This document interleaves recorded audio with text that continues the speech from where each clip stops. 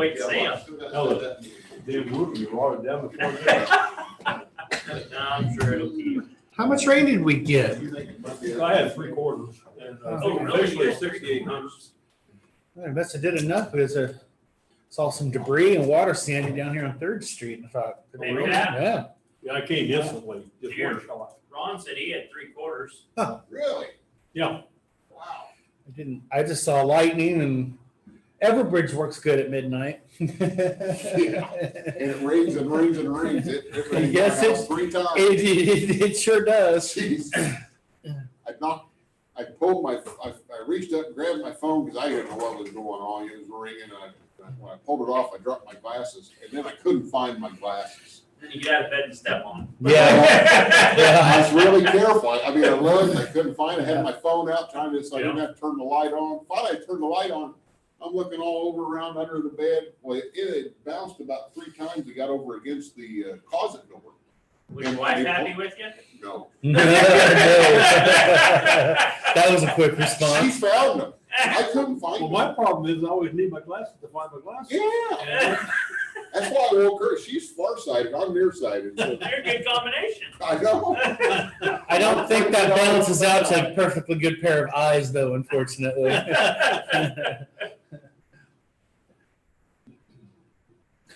Well, traffic's back to normal, or maybe not normal, depending on how you look at it. The other day, one day was horrible. This morning I got here early, and if you get here early, it's not bad, but geez, yeah, traffic's. Oh, it's terrible. A gentleman stopped, I mean, literally stopped as if there was a stop sign on Tuttle Creek Boulevard in Ehlers. I'm like, oh crap. Clancy called security. No chance.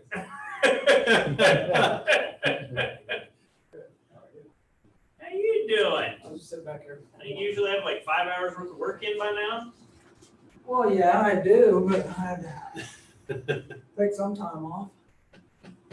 Just miss the government environment, Yes. you have to come in and visit us? Sunset's closed. Mhm. Everything is closed. Mhm, Ain't no way to go anywhere. mhm. How you been? Good. See you drive around town every once in a while. Still grounded. See him over to your house. Go. Got it done. Well, I guess I could go to, up around by Tuttle Creek and come around down Seschild and I say, actually, that does pretty good on Kimball, but I don't know, now they're shutting College Avenue off. And I got to take my son up for a sonogram, so I got to come in the north way, right in the middle of the construction. Yeah, well, I travel Kimball quite a bit. Last year, I think was more problematic for me than this, but if it gets real bad at college, I can always just go up, take Marlette down to Browning and cut back across there. It's not a, I think there's 2 extra lights or something in there. And The basement's part of it, yeah. I can plan for The that. main level's all one, and there's 2 upstairs. Other than the North Corridor project they're planning, Bedroom's upstairs. that pretty much does Kimball. Unless you're starting all over again. Yeah. That's a lot of work. It's a lot of work. Had a nice long visit with Joe Brooks. He called me. So what's he close to ask? You bought it. I'm unhappy that you haven't come to an agreement. Yeah. but, He called me Off the record, why? he Sunday wanted night? to- Monday night. Huh? Monday night. He called me Monday night too. Off the record, you want to know about Joe Knott? And I told him, I said, I don't know. Something don't make sense because Joe Knott's also handling Seymour's lease thing. I said, that to me is a conflict, but I said, we'll work something out. Yeah.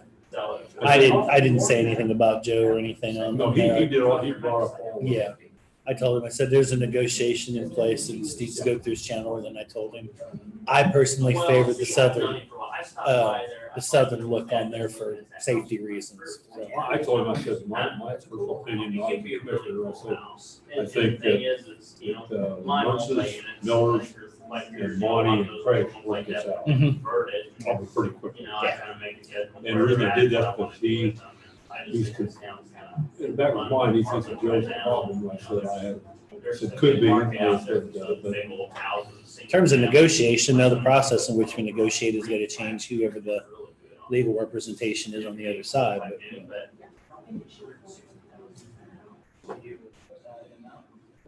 More. Yeah, more. They could bear on both sides. Did you make sense of this handwritten letter thing from I can't read it. No, he's tough, it's who I think it is, it's tough to understand, he sent a thing in pieces here a week ago or so, but over the last 7 years, my last 7 years, the problem is Jamie and Deb Oh, okay. won't let them have anything that's conservative, anything on the TV. Okay. They run it with an iron fist, and of course, Deb had that raw group in. All right, it is 8:30. Call this meeting of the commission to order. Please join me for the pledge this morning.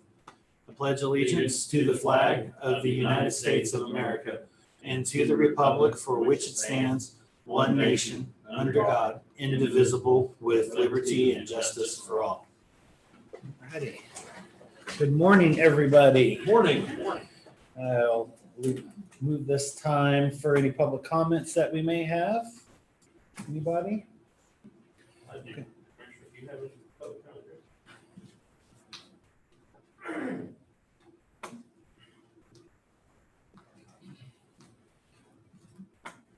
Good morning, gentlemen. Morning. The clerk's office has finalized the certified Oh, yes. June 2020 values, and as you know, that is a key final piece of the puzzle for Tammy to start moving forward with the budget process.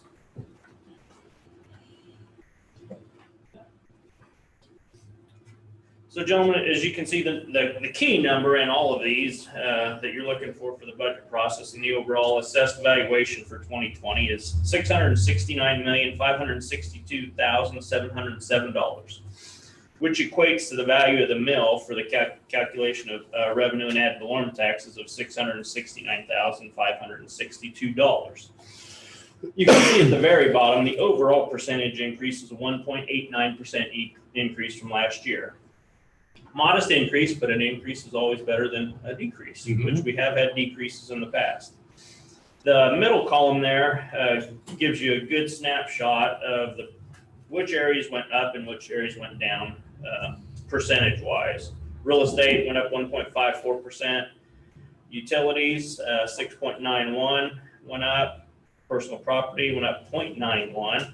And oil and gas, minus 44.49%. Which is a large percentage, but the overall portion of our valuation isn't a lot because we're not a large oil producing county. So, while the percentage sounds big, still it's only 37,488,000 in value. So that can be a little deceiving.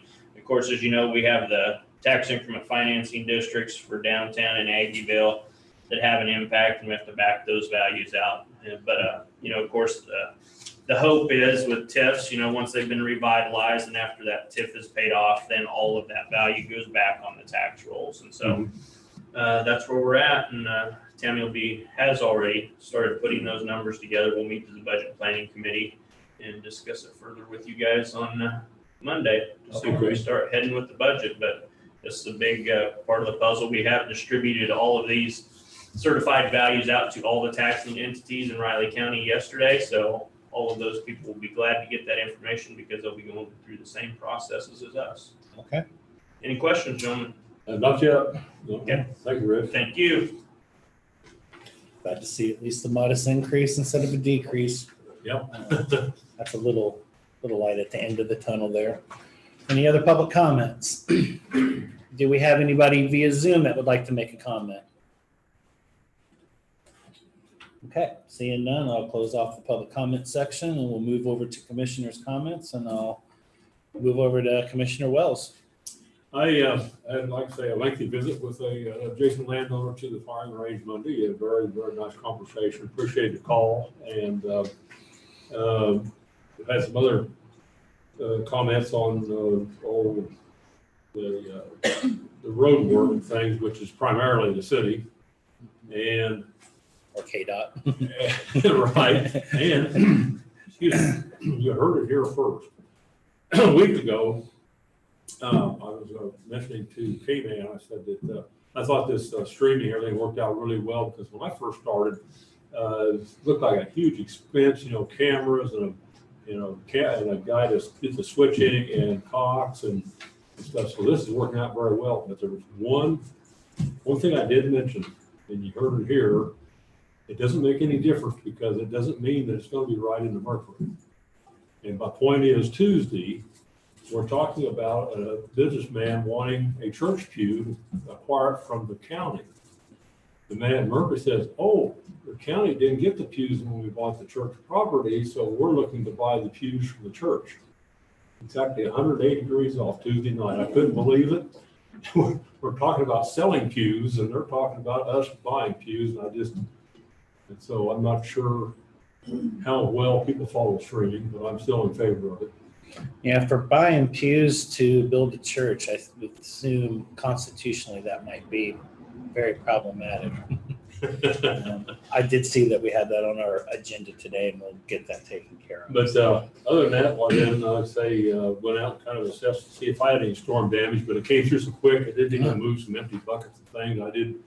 I think it's the direction it came from, and I had about 3/4 of an inch of rain myself, but it came quickly. Wow. Yeah, Everbridge was the only, the alert went off on my phone. That was the only thing I knew we even had any rain coming. I was aware we were under a severe thunderstorm watch before I went to sleep, but it must not have been thunderous because I just kind of worked right through that one. So, okay. Well, my comments, I wanted to start off this morning first by giving a shout out to William Dunn, paramedic with our Riley County EMS. His story made the Salute the Badge segment on WIBW TV. I know Andrew Adams has been on there, and I think we've had somebody else here in recent times there too. And when I see those, I always feel good about it, and just grateful that our employees and personnel are recognized for the wonderful work and contributions and efforts they provide within all of our communities, and of course with the region and Riley County. So just shows you just how well off we really are. So, as been my tradition here over the last few months, on Wednesdays, I once again listened in on the Intergovernmental Affairs teleconference, which is hosted by the White House. I had to catch it on Bluetooth on the way home from work yesterday. That was a little tricky to, some of it sounded a little robotic, or maybe it was robotic for all that matter. But anyway, there were two different parts. They were talking about the response to the nationwide protests in the first half, caught the very back end of that, and then COVID response was the second part of that.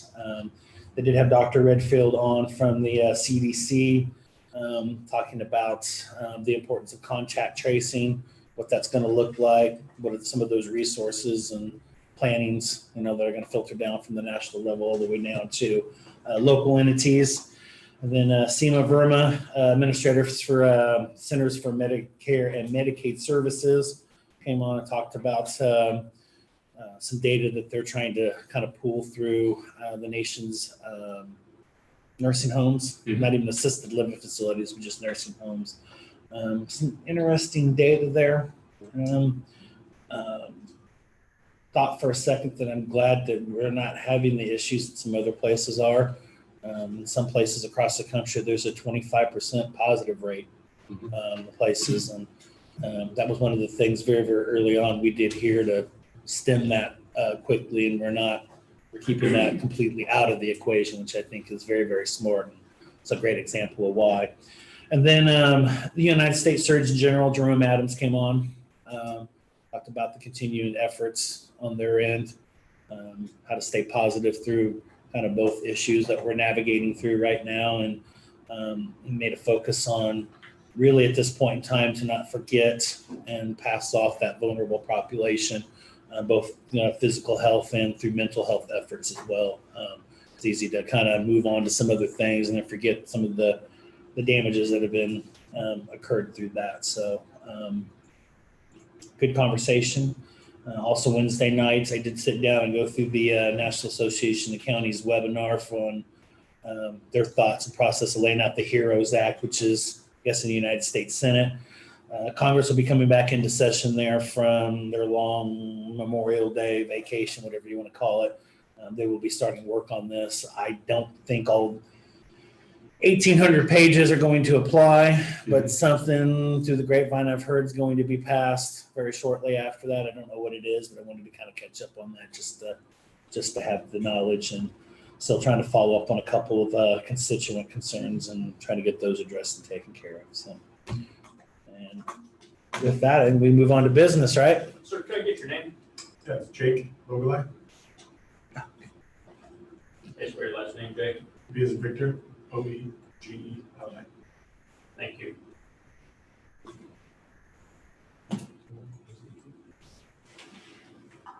Okay, gentlemen, only thing we have is approved accounts payable and payroll. The only thing we have, huh? It's rather large. The important one. Yeah, I move to approve. I'll second. All in favor? Aye. Aye.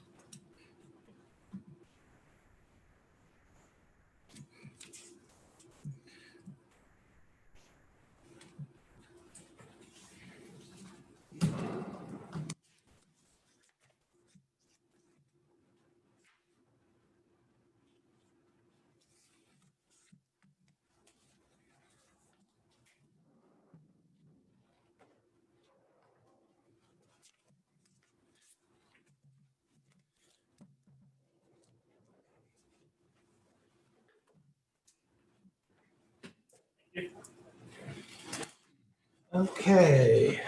Are we ready for the minutes? So let me get these Oh, signed. yes.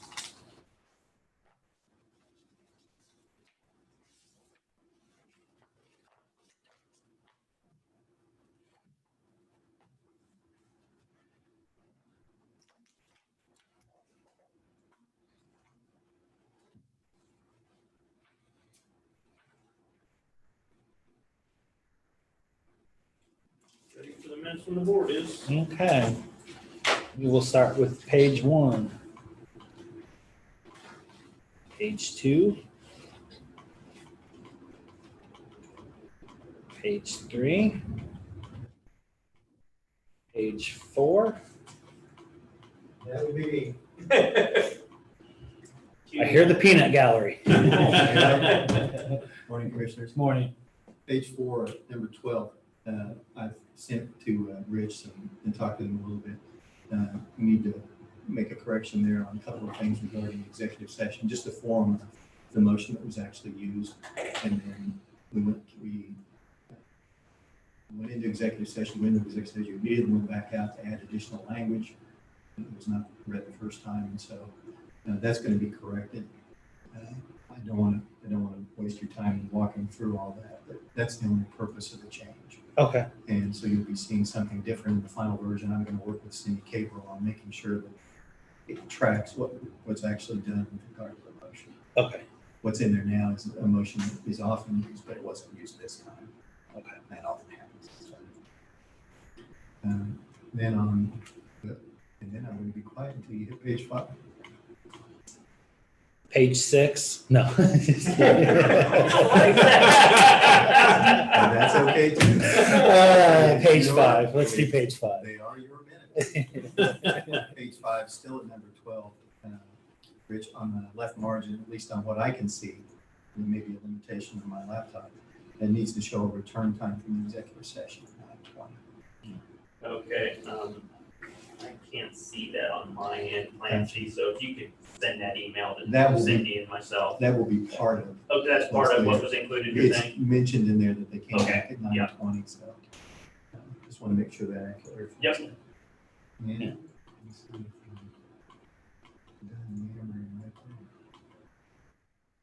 Okay, I would ask too, still on page 5, below that final voting box, that's what I call them anyway, the line beginning Holman asked the board, there's no action there, so I would just ask you to strike that.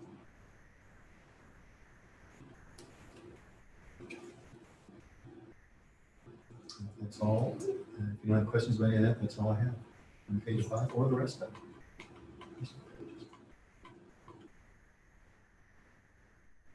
Okay, good to go. Moving on, page 6. And page 7. Move to approve the minutes as amended. I'll second. All those in favor? Aye. The tentative agendas look, gentlemen. Fine. I did notice, is that 1:15 on Monday for Cindy Volante's executive session Yeah, that's for, for the planning director? planning and development. Yeah, okay. Outside of that, fine. Any items for next week's press conference, John? Thank you, Manny. Just give them to me. Contact them, get them on there. Okay. Next, we have Shelley Williams at 9 o'clock. All right.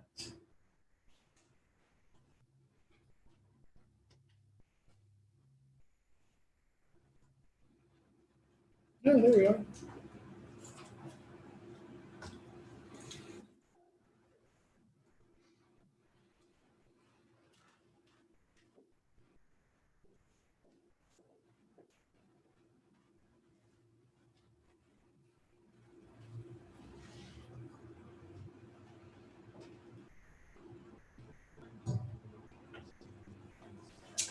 Well, I did get a two lengthy calls from Melvin.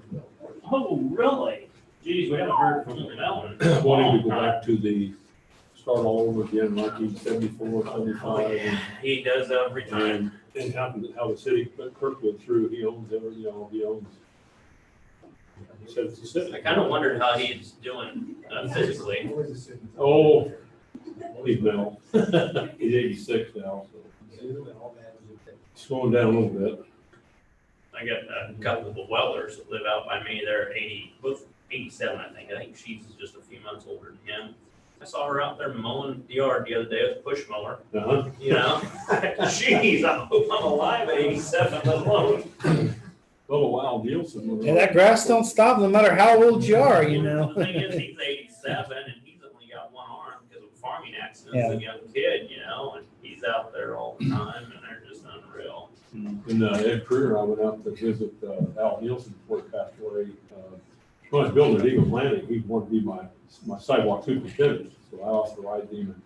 He was 96, so we took it back there. He's been selling cast iron by the center. And he had this huge, giant industrial 6-cylinder engine block and something else he's been trying to break up.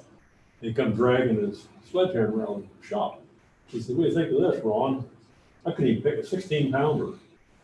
He says, "Oh, it's not bad once you get over your head the first time." So you kind of get emotional. 96 years old, he's break up cast iron and haul it. With a 16-pound sledge.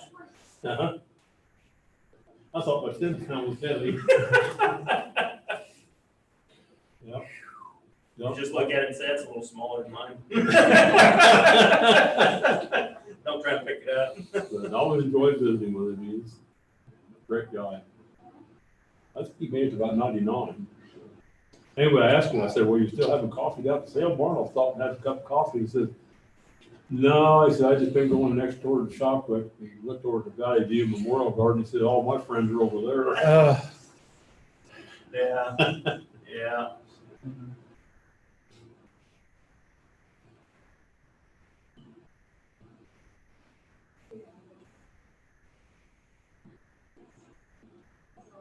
You're police, aren't you? Took you a while. So, yeah, we'll see what he does on that. Make a feedback. Have you heard any more information about this stadium-sized asteroid that's coming our way? Stadium-sized asteroid? No, I haven't heard anything about it. Is get close, is it, or? Apparently close enough, it's cause for concern. You just can't shoot a nuclear missile up, blow it up like on TV and. I guess That's it's depending on where the trajectory is or not, probably depends on what they want to do. Well, we'd have Elon Musk send a rocket up with a couple guys and then attach a booster to it and then veer towards direction. Yeah. It's because it's like a second delay on this thing. Okay, I'll hang up then. Well, on our screen, it shows me having fun already, so, yeah. From here, it's like a second delay, I noticed it the other day. Geez, it's several second delay on here. It's like a second here, I wave, and there goes my hand.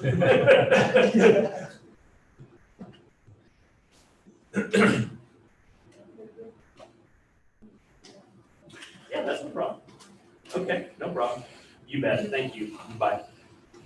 Leon just wanted to let us know at 11, he'll be doing it via Zoom, so. Think about it, you know, like I tell, bankers and real estate people, real estate agents, they go, I don't know this works. Well, I think baseball season's in jeopardy this year. Looks like it. Yeah. I think they needed to get that proposal that was on the table done and moving forward. I think the owners just want to scrap the season. I think it's crappy, but Yeah. I'm curious to see what impact all the masses of people across the country, what COVID affected the, if any, and well, on the local front, I noticed the majority of people here were wearing masks. And, oh yeah, I mean, yeah, it's just, so ones that aren't, Yeah. et cetera, plus, I mean, nationwide, and so if it's gonna have any impact, or is it hot enough now that it's really not gonna really affect anything until fall? A lot of unknowns out there. and we've had that more than 2 week gap here locally with things opening up and no real shift and a little bit of increase in testing. So I'm happy with that. I would say one thing, listening to Dr. Redfield speak yesterday, he is not a happy ray of sunshine kind of guy. I heard him speak in person. I've heard him several times on these teleconferences, and he usually speaks from the worst. Not to say that it can't happen, but he kind of speaks from the worst case scenario pretty consistently. Drive by 10:30 here. Yeah, you know, that took a lot of work. Got that done this spring, so I'm doing the same thing with my daughter. He can ask for it on the weekend, you know, if they're having family. So we're not really gonna be weeks, just on vacation. So, yeah, my son just finished up. I sure think Director Butler's doing an admirable job. Yeah. Try to be alley, down those little weird alley corner walks. Yeah, it's a tough position to be in.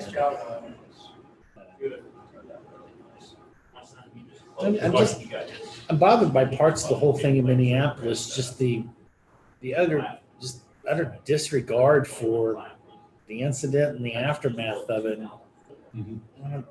When the attorney general there was talking yesterday about bumping up the charges to second degree, man, it sounded like he was doing the world some kind of favor there. And I'm like, we've all seen the video at this point in time. It's like, it looks a little bit more than second degree to me. Me too, yeah. When you can, somebody's voicing to you that you're really causing physical pain at that point in time, I think that stretches across second degree in my opinion. Well, and the fact that fellow had 17, 18 other charges prior to that, I can understand to a certain extent, looking at the type of person I would assume that he is, that why the other officers may not have intervened, because he may have been a tough ass. I mean, I know, I can imagine that a civilian saw that happening and would have gone over and pushed him off, they'd probably beat him into submission. Yeah. I mean, yeah, it's. But just think about all the fundamental and logistical and statutorial things that all this requires. Maybe it's necessary. Maybe we need an independent agency built within that handles these issues right from the get-go, whether they're real, true or not, instead of it being done internally or through, because even the attorney general of a state that files charges has some conflict of interest there because he works in law enforcement, Right. So, Of course, they saw the appraisal of the house looked like before we did it, and they saw what the gap was.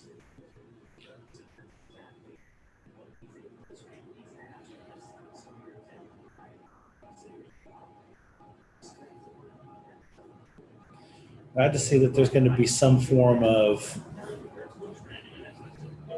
sporting events, youth sports. How the city's going to put all that together, but at least they're looking at it at this point in time. It's really not that late in the season. I mean, if you started baseball season up quickly, you're only about 2 or 3 weeks off. You could stretch it a little later. I mean, usually our playoffs and stuff are done mid to late July. I mean, you could go make a full deal of it through August if you wanted to. I mean, I don't know what their logistics are per se, but It's really hard for them to see the future too. I mean, it is. This of course goes into fall, and then we don't know what's going to happen. So,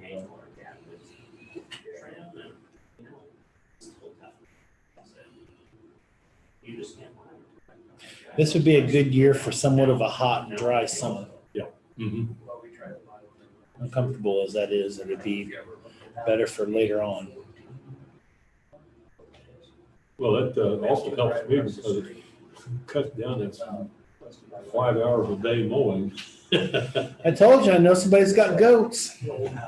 Well, I tried, but I was it was an old ad, and when I called them on the goats, they had already sold them.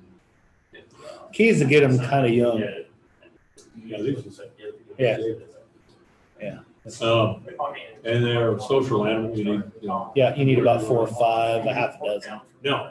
But they stay together. They don't wander off, especially if they've got food and water sources. So Thankfully, my this morning about 6:30, I sat and watched my new youngins out trying to help mowing grass. 3 little woodchucks.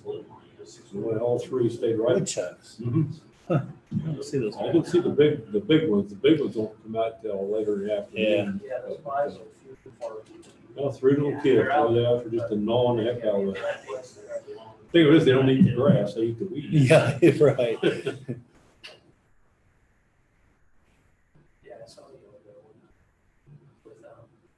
Matter they're checking 2x4s at the lumber yard.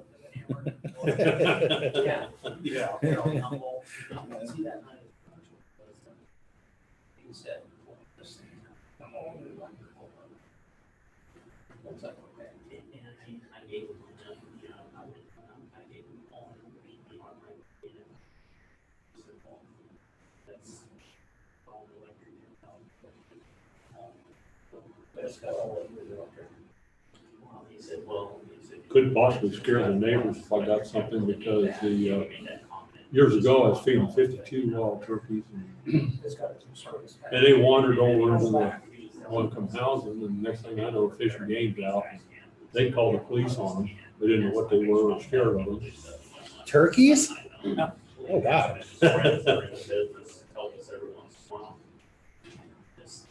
I can see woodchucks or goats. That's not something you see relatively often, the turkeys.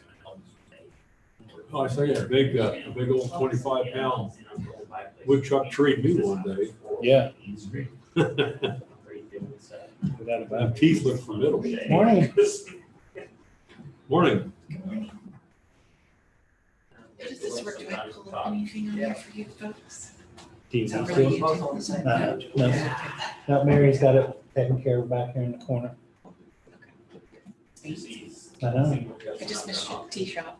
Oh, did you really? Yeah. Oh, okay. John said, or, BJ? yeah, Yeah. he's like, you just missed me. And then he started talking about my birthday, and I said, how do you know my birthday? And my daughter was in there yesterday getting a shake, Yeah. blabbing around. Well, then I feel bad. He was talking, he said, oh yeah, I see your dad across the way there all the time. And it kind of caught me by surprise. Like, huh? He's kind of like the beautician. He knows all. Yeah, he does. He does. You want to know something, you just. Well, it was a year to the day yesterday I walked into the door. Really? Yeah. How many pounds? 76, How many? 76. Yeah, virtual. Virtual. That's awesome. Yeah. Congratulations. Yeah, about halfway. You gotta just feel great. I do. Wish I hadn't lost the 2 months here recently. Kind of set me back a little bit, but we're all right. I know, COVID-19. Yeah, we'll get through it. We'll still be better off. Oh, for sure.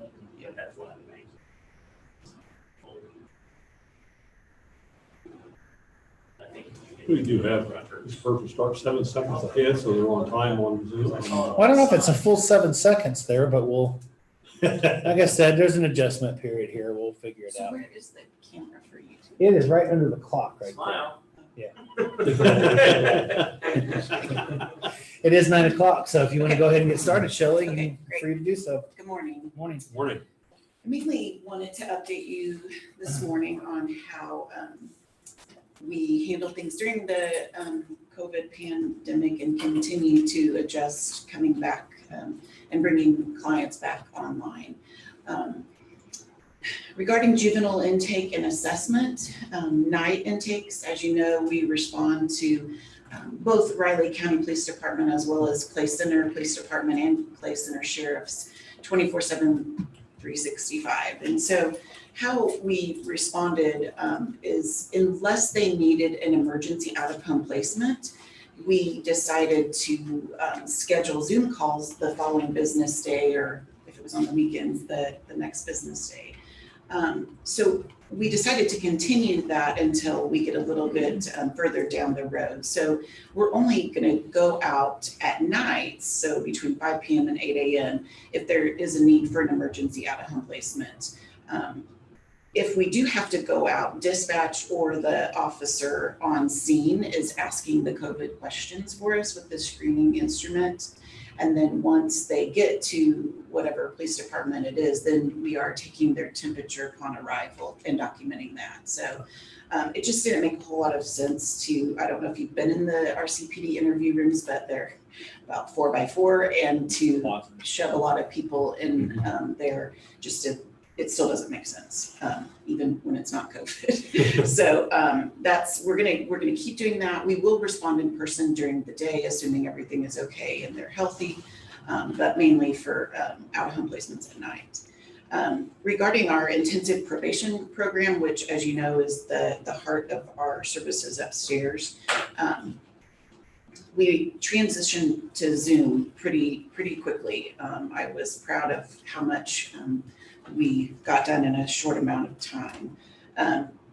We have 2.5 adult intensive supervision officers that focus just on the adult moderate to high risk felons. And from May 18th until the 29th, staff conducted 55 face-to-face office visits. And so that was the previous 2 weeks to this week. So that was our first week and second week back with clients in the office. And I'm super excited to say that 50 out of the 55 scheduled clients, or 91%, made their office visit after being off, so to speak, off of probation for 9 weeks. So to have a 91% return rate I was super pleased with that. My biggest concern when this all came down was that we were going to lose these folks and they were going to abscond or stop reporting. And clearly with 91% return rate, we did a great job. Just to kind of give you a comparison, for the 9 weeks prior to COVID, staff made 873 contacts with clients. For the 9 weeks since COVID started, staff made 1,557 contacts with clients, for 44% more contacts than was made during the normal times. The contacts consisted of 516 Zoom conferences, which is comparable to the previous 9 weeks, which was 549 office visits that occurred. And so those two were very comparable, which is how we were meeting those office visits, so to speak. Where we really picked up our contacts, they did 975 phone calls. So 2.5 people in 9 weeks talked to a client, 975. times. And this was all on reduced schedules, because if you remember, because we weren't seeing them face to face, I didn't have people at 40 hours. So that was all on reduced schedules. I really attribute the 91% return rate to the outstanding job that staff did making themselves available to clients during that time frame. They were checking on them if they were struggling, whether it be because of COVID, because of addiction issues, family problems, whatever it is. Staff really reached out and made themselves available for clients during that time frame. I think we had 3 or 4 admitted into inpatient substance treatment while we were gone. So the inpatient placements stayed open and operating. We resumed our already in progress cognitive behavior change classes via Zoom on May 4th. This one has been a little bit more of a challenge to get and keep people engaged. And I really think it has to do with they're sharing a lot of vulnerable things in their lives over video, but they're also in their home or at a location where others might overhear them. And so I think it's more difficult to engage when it's in a group setting over Zoom, when you are talking about tough, difficult personal things. So we're only averaging about a 70% attendance on our group Zoom meetings. Job Club resumed 2 weeks ago. The Workforce Center is still down or operating from distance. And so we did start it with Zoom 2 weeks ago, and attendance has been a struggle. I think folks got used to sleeping in and not doing a whole lot during that time frame. And so getting up for Job Club at 9 a.m. when you're unemployed has been a little bit challenging. So we're going to continue to work through those challenges with the clients. We are not fully back online with drug testing. We have a randomized color code system where clients call in a hotline every day, and if their color is called, they have to submit between certain time periods. That does bring an additional 30 people into the building a day, in addition to the already, they're scheduling clients every half an hour up there. So we are not bringing color code back online, and I don't know when we are. What we are doing is just when clients have a scheduled appointment with their probation officer upstairs, they are to come ready to submit. May or may not request that of them, but if they do, they are to be ready to submit when they come up here. So I'm not sure when we're going to bring that back online. Regarding purchases and other things that we've had to adapt, the health department was super gracious and let us borrow 2 thermometers. We had ordered 4 when it started, and they are on back order. And so I really, when we started 2 weeks ago, bringing people back in the building, I wanted to be able to take their temperatures. So we did get 2 more, in addition to the 2 they loaned us. We finally got 2 more. We purchased 250 masks, 2 gallons of additional hand sanitizer, 6 desk sneeze guards upstairs. We had to get a Zoom professional license because you could only do 40 minutes. And when we either had a staff meeting or they were doing the risk needs assessment interviews, sometimes those take 45 minutes to an hour. So we'll at least keep it for a year and see what the needs are past a year. We also had to get a PDF filler license so that clients could sign much needed legal documents, including their conditions of probation, releases of information, the list goes on and on. So they could do that from home or from wherever. So we did purchase that license. Had a few signage expenses that we incurred. We also had a client that was in inpatient treatment, and they had to close down for 2 weeks, and he was in a hotel homeless. So we did provide some quarantine assistance regarding food and some essential items. We did not have laptop mice, so we probably bought 8 mice, I think. Last week, 8 of us in the judicial district participated in a week-long conference online, the National Association of Drug Court Professionals Conference. It was a really neat experience, all technology-based. kind of felt like that I'd actually traveled to Anaheim, California, because I was sitting in front of a computer for 40 hours last week. And that's, I think, sometimes just as exhausting, That but was Disneyland. right, yes. And we had our side text going on, talking about the different speakers, but it was a quality, they had quality speakers. It was done really well. And so I look forward to in the next few years, hopefully being able to attend in person. Sure. COVID is definitely going to transform our business moving forward. As you know, unemployed offenders are 3 times more likely to commit another crime if they're unemployed. Makes sense, right? So we have certain demands that we have to meet according to Kansas Department of Corrections standards based on the offender's risk and need level. And so the employed offenders, we often make them come in early before work and be late to work, or leave work early, or come during their break time. Anyhow, it does impact their work negatively.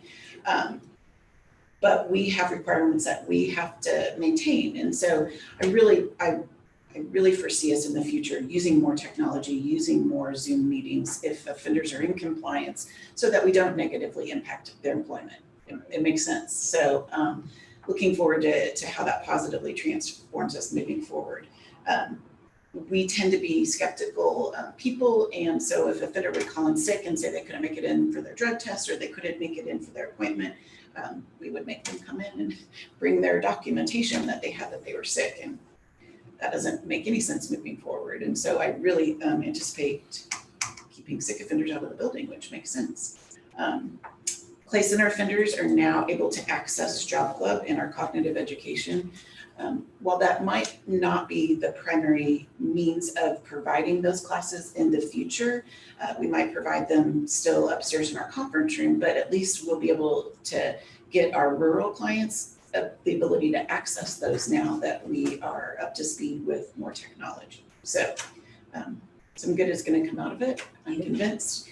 And yeah, we're just slowly bringing clients online right now. They staff are doing a great job, and they're not scheduling more than 2 at a time, and every half an hour, just so that we can continue to keep them spaced. We are having them, I don't know if you stopped and read our sign, but they are, we're having them still put on a mask. Staff are highly encouraged to wear masks when they're meeting with clients, as well as the hand sanitizer. And then once they get upstairs, we're taking their temperature. We did have 2 scares, and it happened to be the day that I was covering the front. One, someone in their residence was pending a positive test, and he came in, and another one checked her in on Tuesday, and she started feeling sick on Thursday and got tested on Saturday. And I was the only one that had contact with those 2. So I was a little on edge for a little bit, and worked from home for a few days until we were able to confirm that there was no need to worry. So that was good, but I was glad it was me and not staff, which is why Sandy and I spent the majority of the time covering down here. So that is my update. Okay. We're excited to be back. We are all back as of Monday. One that has to access the family leave because of childcare, but for the most part, the rest of us are back. Okay. So, Good deal. any questions? Covered it well. Thanks. Have a Thank good you. day. You too. See you. Next, we got Mike Bowler at 9:15. Okay. Couple minutes.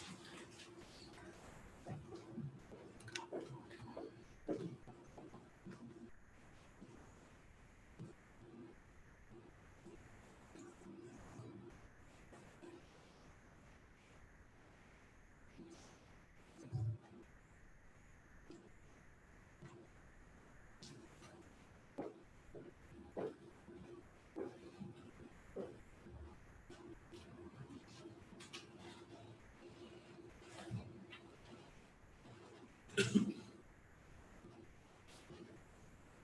auction ends June 18th. It's online. But all online. Heard anything else about the fair? Is that? Heard anything else about the fair? Hmm.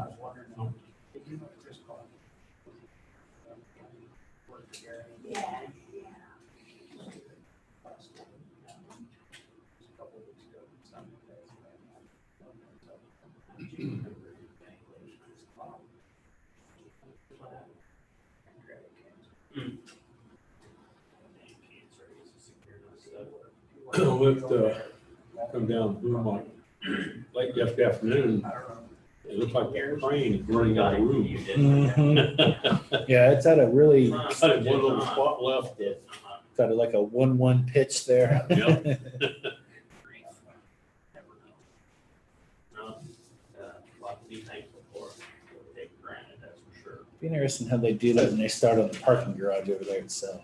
I didn't realize that the hotel's gonna be just Bad stuff. simple the same way. I mean, 9:15, if you're ready to go, Mike. All right, yes, sir. All righty. Well, Mike, Good morning, good morning. Morning. Good Commissioners. morning. I have two things on the agenda this morning. I have a staff report and then reporting back to you as per requested on some property that was requested to be leased. So let's move forward with the staff report first, if we will. Spring spraying began in mid-March with Bear Grant applications. We've sprayed signs, bridges, guardrails, all of those have been completed. We do have a few more asphalt shoulders to complete over in the Ogden Township, or over by Ogden, I should say. It's County Road 826 South, I believe. So we've got that to complete, and then we've also got some bare ground work to do on a lagoon that we maintain out on Deep Creek. We've got to get that sprayed yet. So we're not completely done, but we're essentially one day of not windy, which doesn't happen very often in Kansas, but we're trying to fit it in as we can. Spot spraying for musk thistle and field bindweed has begun and will continue during the month of March. Our township contracts and KDOT contract will or have begun. We've gotten quite a few of our townships already completed. We have 5 townships this year. That's about where we were last year. It's kind of down a little bit, but I did talk to Bala Township yesterday, and they want to come on board and sign a contract with us, and they've got some money that they would really like to spend this year on some maintenance of some roads that they haven't had in the past. So they contacted me yesterday, so that would be 6 townships that we have this year, which would be right about average. We did have multiple spring seeding projects this year. We completed all of them last year with the rain and stuff. We had some to catch up on that we didn't even get to in the fall, but we've now caught up on all of them.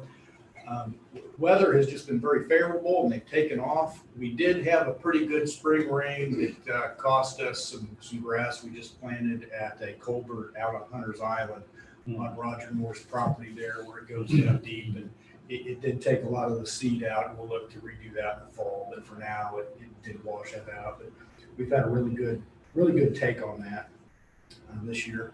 County road mowing has begun. Again, this year is just a banner year for vegetation growth along the road. We are actually way ahead of schedule. I do believe the state is ahead of schedule too, but I've driven some state roads and there's some pretty good grass on I them. don't know about KDOT yet. Yeah, they may be a little bit behind. We did mow just like Anderson 2.5 weeks ago, and it is already almost gone to seed. So I swear it's growing right behind our mower as we go by. So the cycle of grass this year is just growing fast, but we're almost 70% complete with our first round, which is really ahead of schedule for this time of year. And I commend the guys that are just good. We made some things, made us a little more efficient. And so we're just getting that done a little quicker. Musk thistle, I talked about this last month. We're still at a stage where now it's starting to bolt.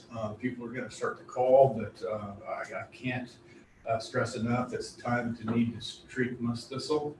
a couple of handsome looking species at the north end of the bridge that they're going to replace on K-18.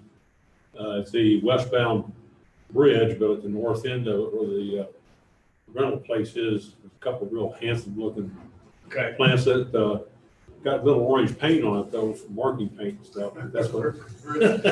And then I assume that's on KDOT property, is that Yeah, correct? yeah. You know, and we do their deal, and we are going to start on that. So Vaughn will be on that to get that taken care of. But yeah, it's starting to bolt and the phones are gonna start ringing.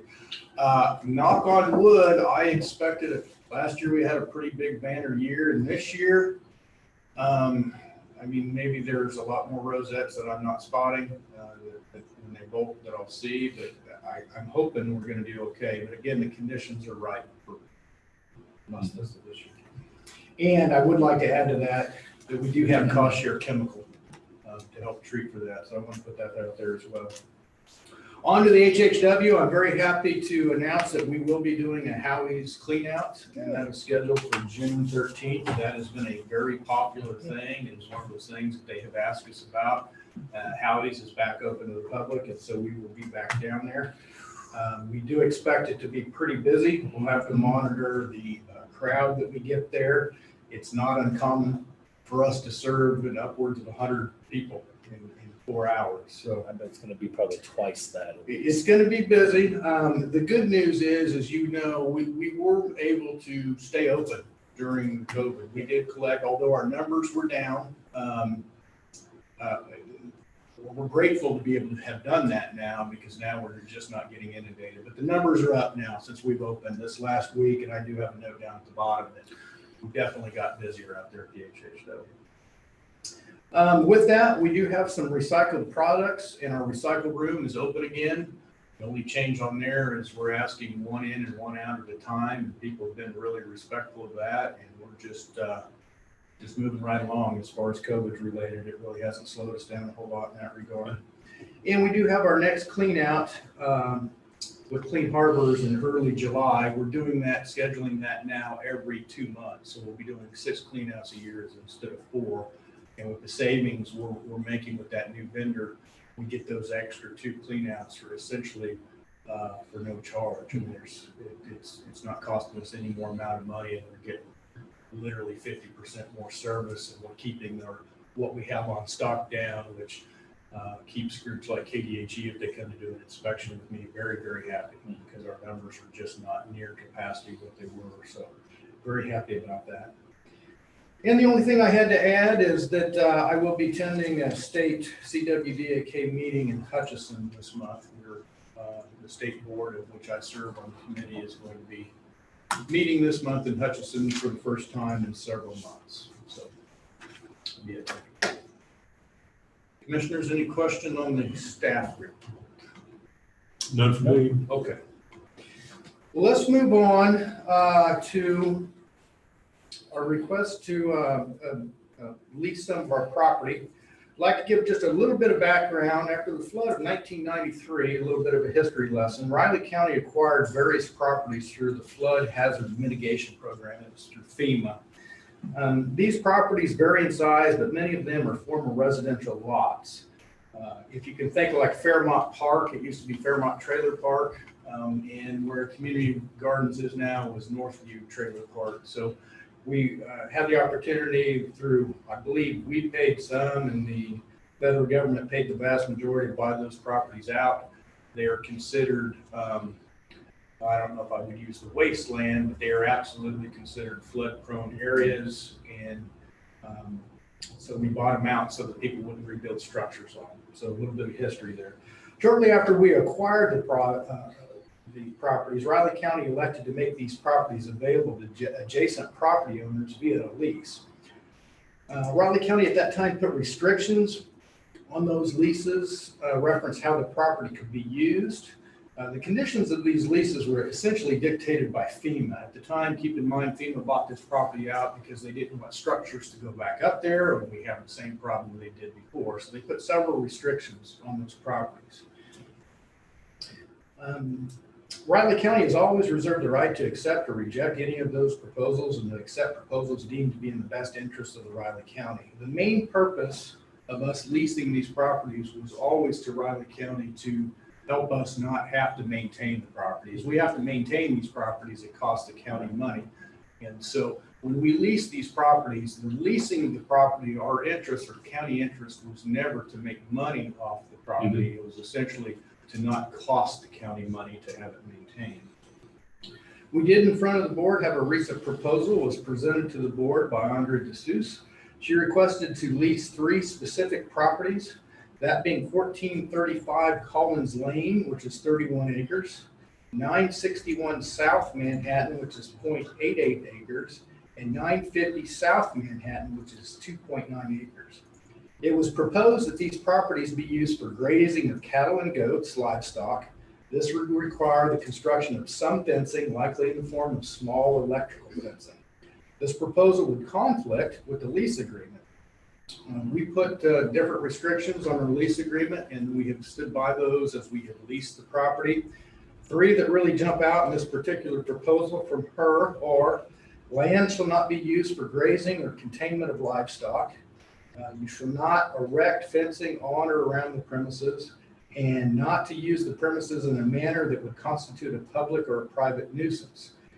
These conditions are, I should say, subject to approval by the county commissioner. You do have the authority to waive these rights in certain of these restrictions in certain situations. I am aware at one point, I do believe we did allow some grazing on some property. I think since then, they're no longer grazing that property, but their grazing from time to time does happen, but I don't know that we've given a blanket approval for grazing on property. We'd like to go down to three properties. 1435 Collins Lane. That property is currently leased by University for Man for community gardens, and that's really something that FEMA had in mind when they sold this property, to have green zones or community gardens, that sort of thing. So that particular piece of property is quite a success story for the county. That area was proposed to be used to graze and was agreed to be a windbreak and maybe in the future contain a natural trail. The proposal from Andrea was to use that property to be grazed, but in the lease, they decided that area that she proposed to be a windbreak. I also reached out to University for Man just to see if they may be interested in subleasing that property, and at this point they are not. And so that piece of property just simply is already leased. It's not available to be leased. Second piece of property is 961 South Manhattan. It is currently leased to Dan Portis.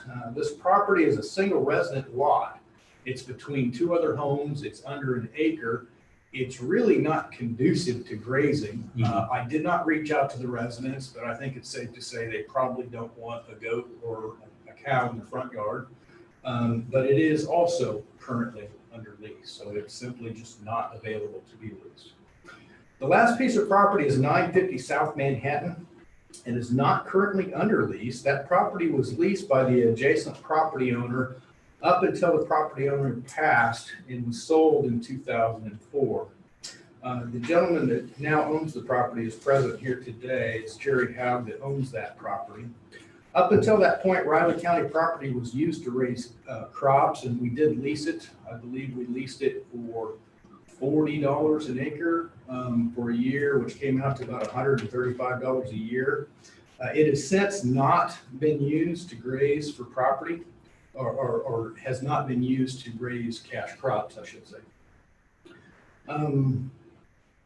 This lot, what's interesting about this lot is it's what they call a flagpole lot. It has a strip of ground that comes down South Manhattan Avenue, and then it's got the flag on top. So we've got several what I call individuals or property owners in that area that have what I call a vested interest in that property. Some of them, the property that's owned by Riley County is the property between two homes where the driveway was. The driveway is very hard not to see anymore, and they mow that. And part of it's their backyard. And then Mr. Howe, that property is adjacent to his driveway and then to the east of his property. And he has been maintaining that property for roughly the last 16 years. And I believe, and we can have him speak to that, but at one point it was a cash crop. And so I'm guessing at some point he had to reseed that. It does have some standing water on it. It's had some flooding issues just with the rain we've had now.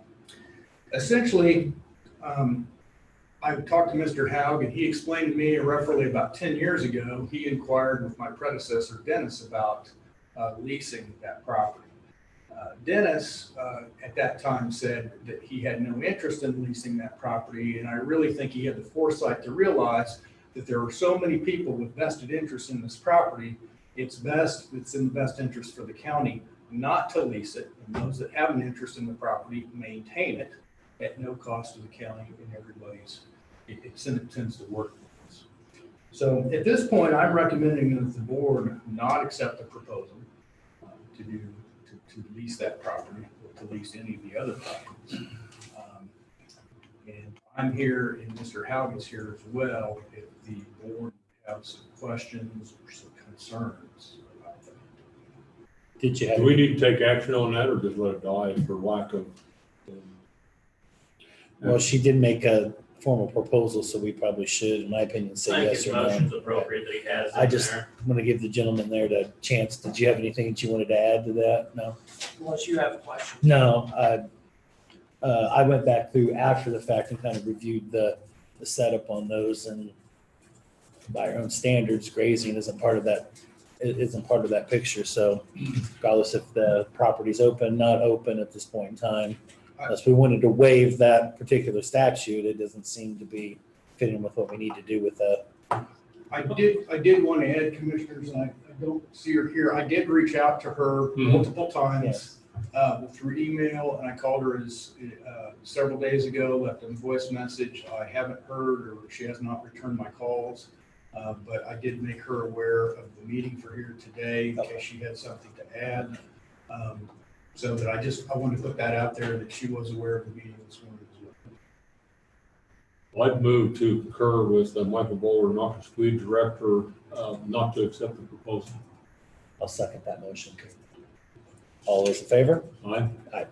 Thank you, Mike. Thank you, sir.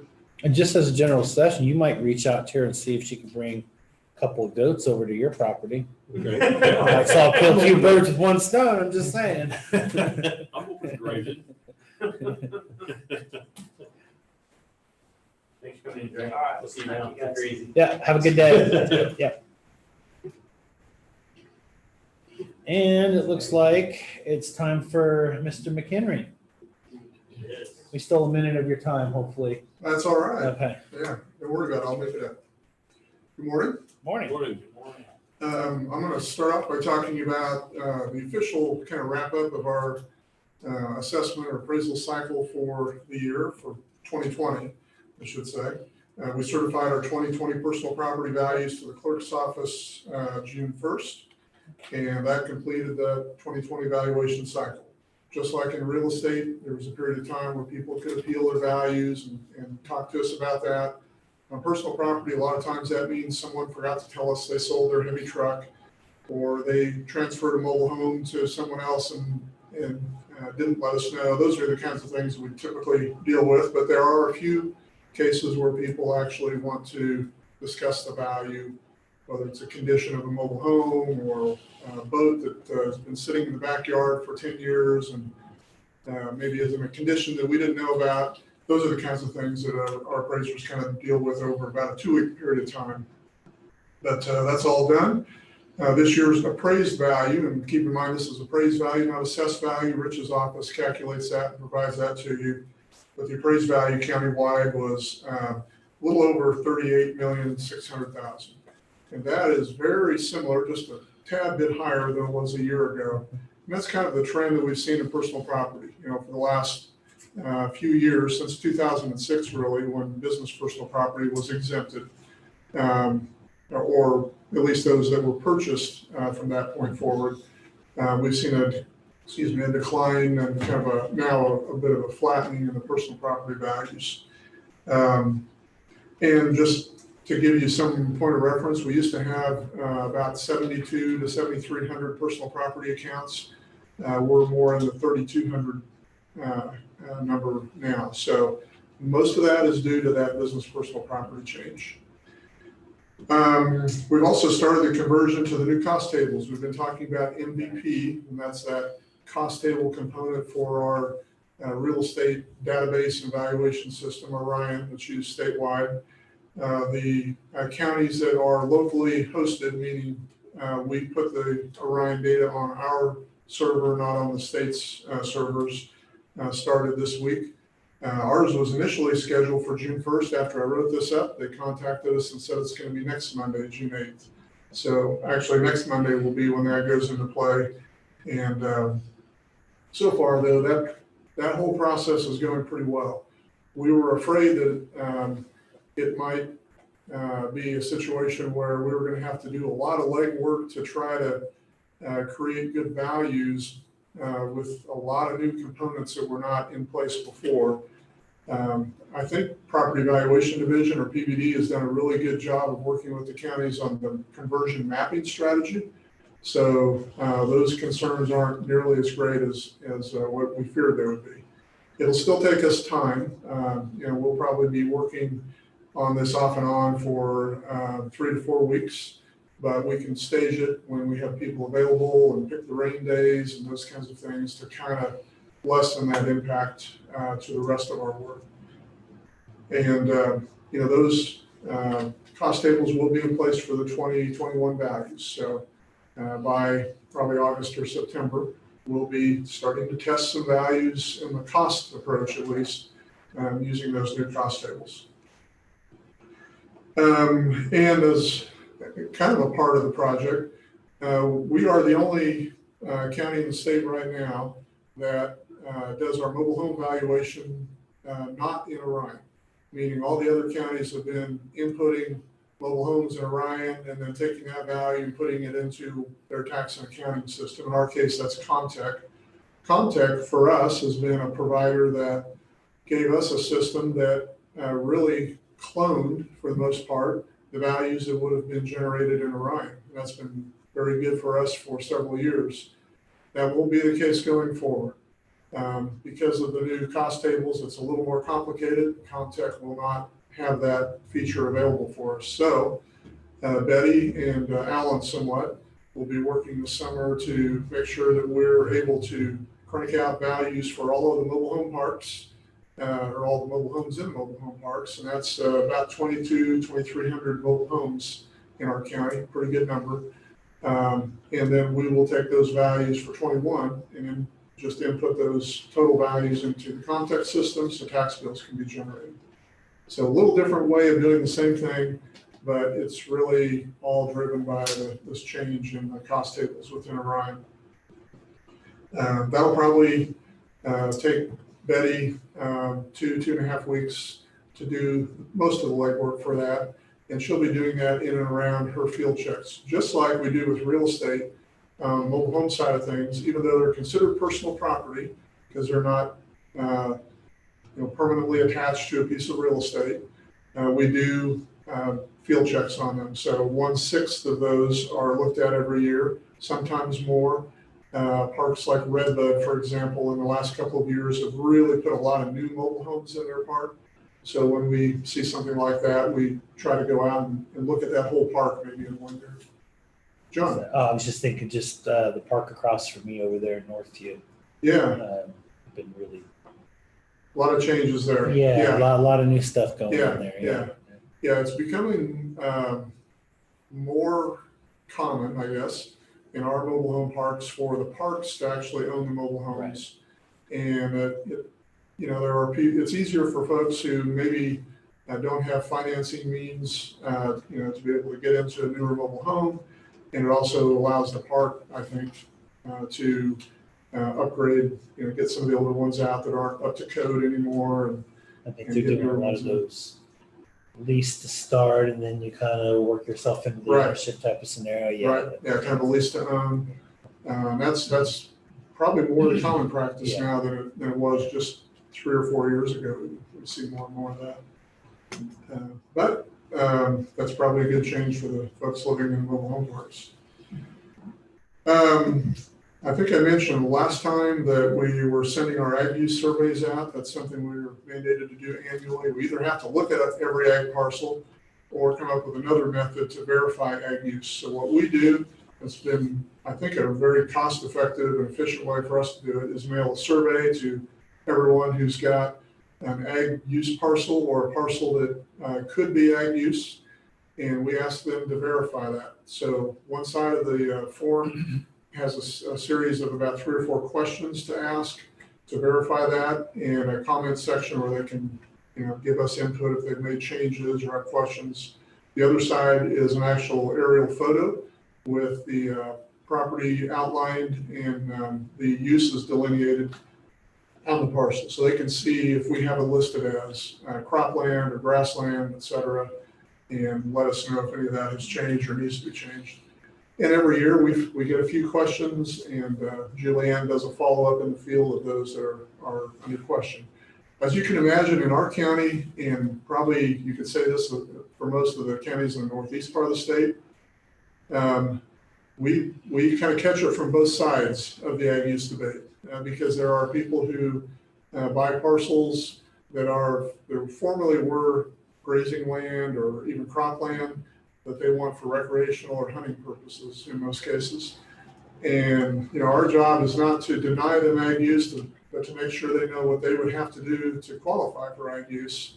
And some of the local folks have different thoughts about their use of the land, and we kind of get caught up in a lot of feedback and comments about that. But, our purpose, again, is to just make sure people understand what it takes to be ag use classification, and you're either in or not, based on what you do each year. And some of those parcels will change. Some parcels are ag use one year, and they fail to do any ag use the next year, so that becomes a market value parcel. And usually, pretty quickly the next year, we see some sort of ag use occurring again. But that's kind of the purpose for doing these surveys, and what makes us a little different maybe than some of the counties a little further west.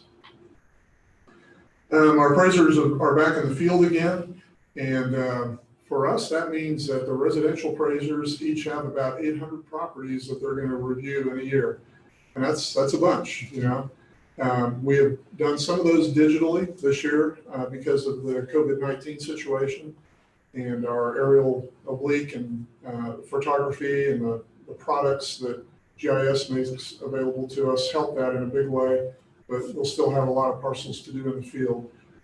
We generally try to get that annual review process, those 1/6 of the county parcels that are reviewed each year, done by sometime in October, because by November, we're usually getting hit pretty hard with wrap-ups of building permits. We'll get a building permit this spring that we'll check again in November to see if that house or that commercial building is completed or not, or what % complete, so that we can list it that way for the next year. So we'll be scrambling to kind of wrap up those field reviews, and those are going on now. And of course, as you remember, in addition to the annual reviews, we're also mandated to go to the field for every property that has a building permit or has changed hands. So those are all, reasons why we're out in the field. Our appraisers are being very cautious. We've had a good reception from most people, but as we were talking in department head meeting yesterday, we hear comments from all sides of the debate when it comes to social distancing and whether we should be open or not, and those kinds of things. We're just trying to handle it all with a smile on our face and wear our masks when we're around people, and let them know that we're, what we're there for, and try to get our work done quickly and move on to the next property so we're not in their way. Alan's begun doing analysis on the residential valuations already for 21. That always starts with calculating and analyzing land values. So we're looking at vacant lot sales. We're looking at properties that were purchased and then scrape and build occurred, where maybe the building or the house that was there has been taken off and it's being redeveloped. All those things generate indications of value. And in our case, we typically tie that back to zoning. There's generally been a pretty clear relationship between zoning of properties here and value. And as an example, the multifamily zoning that you would see east of campus and some of the other campus areas generally has a greater value than a property that might be a block away that's not in multifamily. So those are the kind of things that we look at, and sales are what give us those indications of value and what those trends are. So Alan and Vaughn actually work on that. They're doing that now. The remodel project is a hot topic in our office. Yeah. I know Lori Muir is desperately hoping to find a place for the blood drive. She came up and talked to me a few minutes ago. I would be surprised if we'll be out of our space on the second floor early enough for next Thursday's blood drive to occur there. But, they are making progress. I don't know what their projected completion date is, but they're mostly complete now.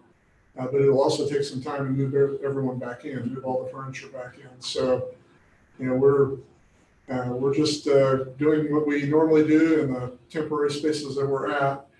I would guess within the next couple of weeks, at least, you'll see those of us that are still in the county office building moving upstairs. And then at some point, we'll transition folks back from what we've called the West Campus for the last 5 weeks or so, and put us all back in one place. Being separate like this has given us some indication of what it would be like if we were on a more permanent basis separated. There are some advantages and maybe a few disadvantages. The biggest advantage we found is the space. The real estate appraisers, the 10 that are over there, really appreciate not having just 36 inches between each other. They've got a little more space and a little more privacy and just a lot more to work with. And so that's kind of reemphasized to us the need long-term for some sort of solution space-wise.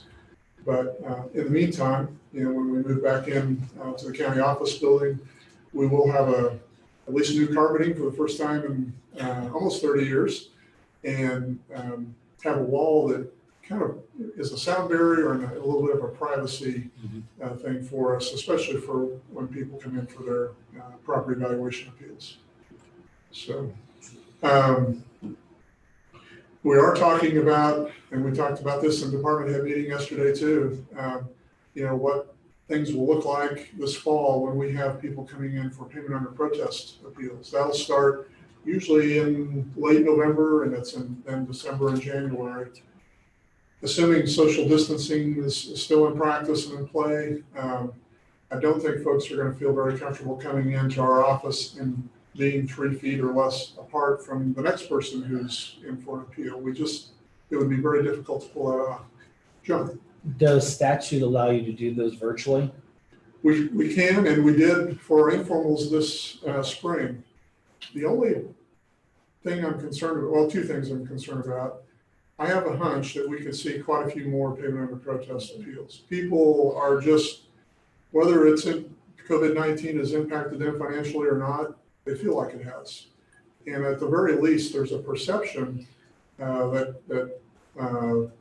valuations are driving their property taxes. And, I know that's not the case, and you all know that's not the case, but, that informal appeal with our office, for a lot of folks is the one time and the only time for them to be heard, and for them to kind of ask questions and understand the process. And I just have a feeling we'll have maybe double the amount that we've had in the past. We typically have 80 to maybe 90, and I would not be surprised if that doubles in the fall.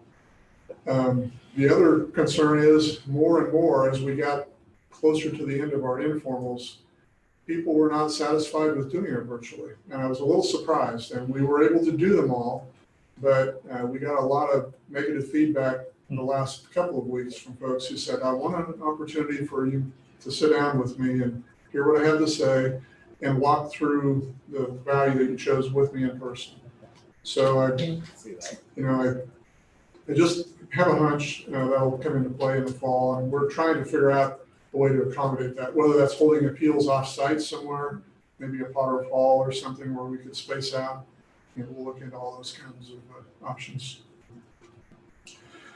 Let's see, tomorrow we're actually going to host a meeting for the first time in a while.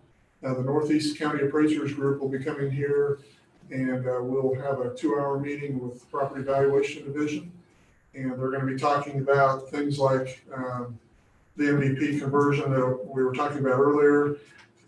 We're also going to spend some time, probably a significant amount of time, looking at proposals to get watercraft out of a valuation based property tax and into a fee-based system. Something that I thought was a good idea several years ago that was brought up to the legislature, seemed to be popular with most folks there. One legislator at the time on the right committee kind of put an end to it. He was not in favor of it. So Roger Ham from Property Evaluation, who was the one who kind of worked with us to author that to begin with, will be coming to the meeting tomorrow, and we're going to talk about that again. We're one of the top 3 in terms of counties, in terms of numbers of watercraft statewide. So it impacts us a lot more so than it would, say, my home county of Cloud County. They just don't have as many boats to value. But it does impact us here in a big way. And from the county's perspective, it's a big cost for us to create values that generate a tax that is so small now that it really doesn't even pay for itself. So we'll be looking at that. I've asked some of the counties to provide their costs, and so we can have some data to present to legislators as to why this would be a good thing for property owners and taxpayers. And the fee-based system would be administered through Parks and Wildlife. So when you get your KA sticker to put on your boat or your jet ski, you would also pay the fee, the annual fee that would replace the property tax. And so we're trying to strike a balance of cost efficiencies and make sure that fee is small enough that it's not going to be considered a tax increase, to those folks who own watercraft. Real quickly, we have 415 real estate sales through May 31st.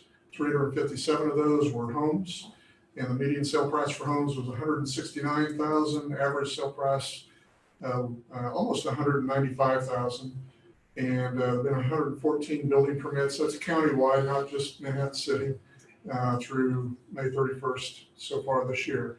The average has popped up a little bit. Home sale price. The median has been very consistent here throughout the spring. That 114 building permits would be a little lower than what we've seen. The scope of the building permits is all over the board, though. You've got everything from school district projects of a few $1 million to a lot of small projects where someone's adding a deck or putting a shed in their backyard, those kinds of things. Right now, there are fewer new home permits than we've seen and more remodel additions, property alterations, those kinds of things than what we would have seen a year ago. Great. Yeah. Aren't those prices a fair amount lower than they've been in previous years? Especially the median. Median. The median sale price, and we've talked about that here. We started seeing that trend late last fall. Alan Todd from my office made the analogy that we're selling more Corollas than Camrys. Yeah. And that's very true. We've seen more, a greater percentage of our home sales have been the moderate priced homes versus the custom home that might be a $450,000 or $600,000 home. There's been a large set of transition over in my Northview neighborhood over there, which would fit that. Yeah. Certainly It's fit a that long dynamic. term. I mean, Yeah. when's the last time you can remember seeing this? Because I've been around a while, Yeah. and I don't know that I've ever seen this. Last time I would have seen anything kind of similar to this would be shortly after the first Gulf War. We had a big downsize at Fort Riley. Yeah. And our rental market flattened out for a while. Our number of sales didn't go down. Interest rates were still very low at that point in time, historical lows for that point in time. But we saw a little more diverse selection of home sales, especially in the moderate price homes. And that's why I think Northview would be a prime example. That's why I think it's even more significant that it's happening now, because it's not like some large event caused it. Right. Our market, I always tell people, it's as simple as supply and demand. Our market is responding to the demand that consumers here of real estate are looking for. And they're looking for the moderate priced home, not something that is a lot more expensive and has specials probably involved with it. That's becoming a bigger issue for a lot of people than I've seen in the past too. They are factoring that cost of specials in their decisions. Real quickly, we've got several board of tax bills filings there, a lot bigger list than what we saw last month. And that typically happens after we wrap up our informals. I don't have any good news from Board of Tax Appeals to share with you, other than they keep kicking the can down the road. A couple of those are interesting. Yeah. And, you know, there are a couple on our list that other counties are keeping a close eye on. Our Home Depot case was one of those. Now it's been kicked down the road a little further. It was going to be in July, and I think now it's September, October. What's the statutory limitations on that? Because one of those is from 2018. I mean, Yeah, at some there is point in none. time, there is none. There is none. And that yeah. should tell you right there the Yeah. problem with this particular scenario. And it's really to a tax rep's advantage to stall the process and Right. continue that. I think that's the point you were making. If you're gonna have these, they need to be done within the fiscal year that they're being filed, in my opinion. I agree. And there was a day in my career when things were usually held within about 6 months of that filing. I think we need to get back to that. That's fair for both sides. Yes. And it puts an emphasis on make sure you get your evidence exchange done quickly and keep the process moving and keep it fair for everybody. The other We don't thing, have any indication of who okay, or not who, but when we'll have a new board member. That's another right. thing that's Yeah. stalling this process. Another key point here too, you have Hy-Vee and Manhattan Marketplace, which is not one of its. That's a good question. Yeah, I'm glad you asked that. They are not. Okay. Yeah, Hy-Vee has its own parcel, or parcels, I should say. They have the parcel where the main store is, and then they also have the one where the convenience store is. That is a Oh, down Hy-Vee the- parcel okay. as well. Does that include both of those, or is that just the store itself? In this case, this particular year, it's just the store. Just the store. Most years, it's included both. This year, they either didn't intend to or didn't remember to file both parcels. Okay. And then, of course, everything else that's in what we would call the North redevelopment area would be Manhattan Marketplace. Okay. Okay. Greg, I just wanted to share that with you. That's the certified assessed values you gave the commissioners this morning. Good. And just want to let the commissioners know, and I think you realize this, but part of the reason we can get through our budgets so much quicker and in a timely process is because our appraiser understands the meaning of him getting his office's responsibilities done earlier than the typical appraiser's office does through the state, so we can get them our numbers, so Tammy can start working on the budget with the commissioners, and it just helps the overall process go a lot better. And particularly this year with all the other difficulties with COVID-19. Yeah, we were just happy to be able to finish the tax roll. Yeah, I bet. But, you know, it really is a team effort in Riley County, both within my office, but between offices. And that's the great thing that makes us different, I think, in a good way than some places in the state and some places across the country. We're all in it for the same reasons. Yep. And we're all taxpayers. You know? We haven't forgotten that part either. Okay. Thank you much. Thank you, Greg. Thank you. Looks like we've got Monty up next here. Couple times in a row. Yeah, I see that. Scheduled that for morning, sir. Morning. First item is a public hearing to consider an application to Kansas Department of Commerce for Community Development Block Grant COVID funding that they got. It's targeted specifically to cities and counties that are not entitlement cities. So Manhattan gets their own allocation out of those funds. So this is for the county as a whole, or for any small cities that meet the low to moderate income guidelines, which Leonardville and Ogden do. So that's why we're proposing, first of all, $300,000, which is the max for a job retention program. And we've identified with the chamber a number of small and medium-sized companies that are interested in that. And that's grant funding, you know, to help them retain those jobs. Then the other component is $75,000 for two different meal programs. One to be conducted by the North Central Flint Hills Area Agency of Aging for a program in Ogden and Leonardville for targeted seniors working through their senior centers. And then $5,000 for the Ogden Friendship House, who targets, you know, other areas of the population. So that's a total of $375,000. HUD requires that we conduct a public hearing to see if there are any other ideas from the community. That's the purpose of this public hearing. Okay. Been advertised. And why doesn't Riley and Randolph fit those requirements? They don't meet the low to moderate income guidelines. Okay. 51% low to moderate income. Okay. And we're just going by the figures, 2015 figures that we did from Okay. Department of Commerce. So. Um, And I've contacted both Ogden and Leonardville, and they're fine with the county doing it on their behalf. okay. And we'll administer it and everything, and they're fine with that. We need the vice chair to open and close the public. Yeah, we need to. Yeah, I we had, need to I put conduct that a you public open at the hearing. beginning, so you need to ask for public comment too. Did we have any other comment first? I don't know. Okay. Is there any public comment in this manner? I have a question. Yeah, go ahead. Actually, if you wouldn't mind coming up Sure. to the podium, please.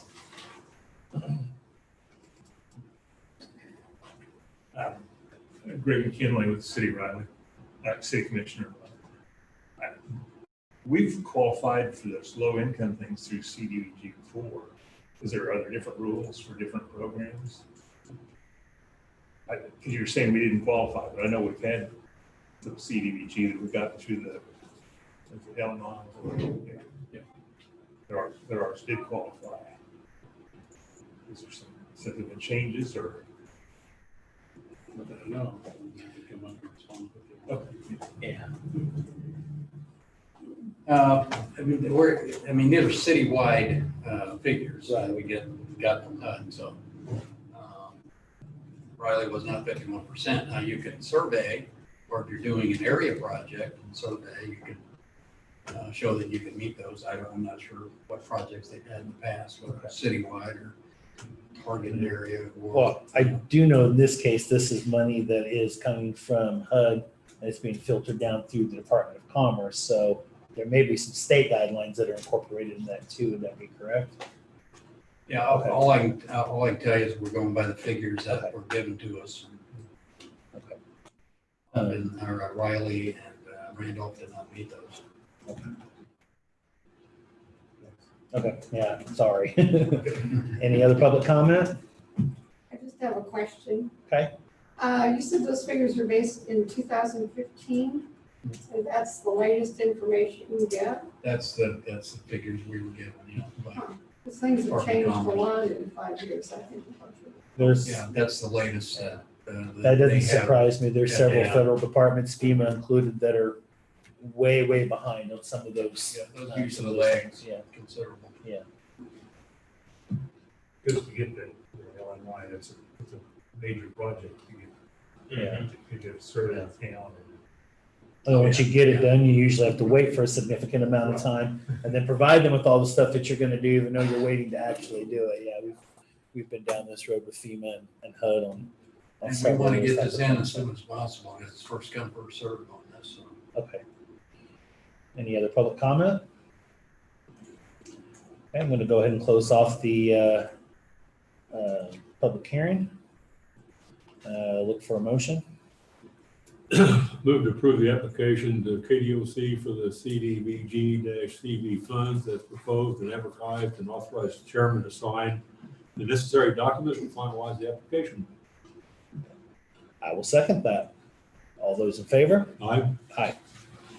All three of us?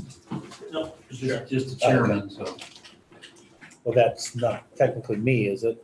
Yeah. Today Oh, it is? Oh. You the Today boss. is. Well, I've got Marvin. Well, I had a special pen for that occasion. Wow, okay. Yeah, he's the acting chair today. Okay, but The Marvin- key word is acting. Okay. Do you need, Vice yeah, chair. he does have Marvin's names and stuff on there. Wasn't where he wasn't gonna be here. Clancy, should he sign Marvin's name and initial? I wouldn't do that. I would That's just what I sign his thought own as name. well. I just sign his own name and he'd write vice chair. Okay. I think that's good enough. I don't If it know. doesn't work, it's a good idea. Yeah, exactly. Well, it does say on the one there, chief elected officials. So. Yeah, The yeah, one will work. yeah.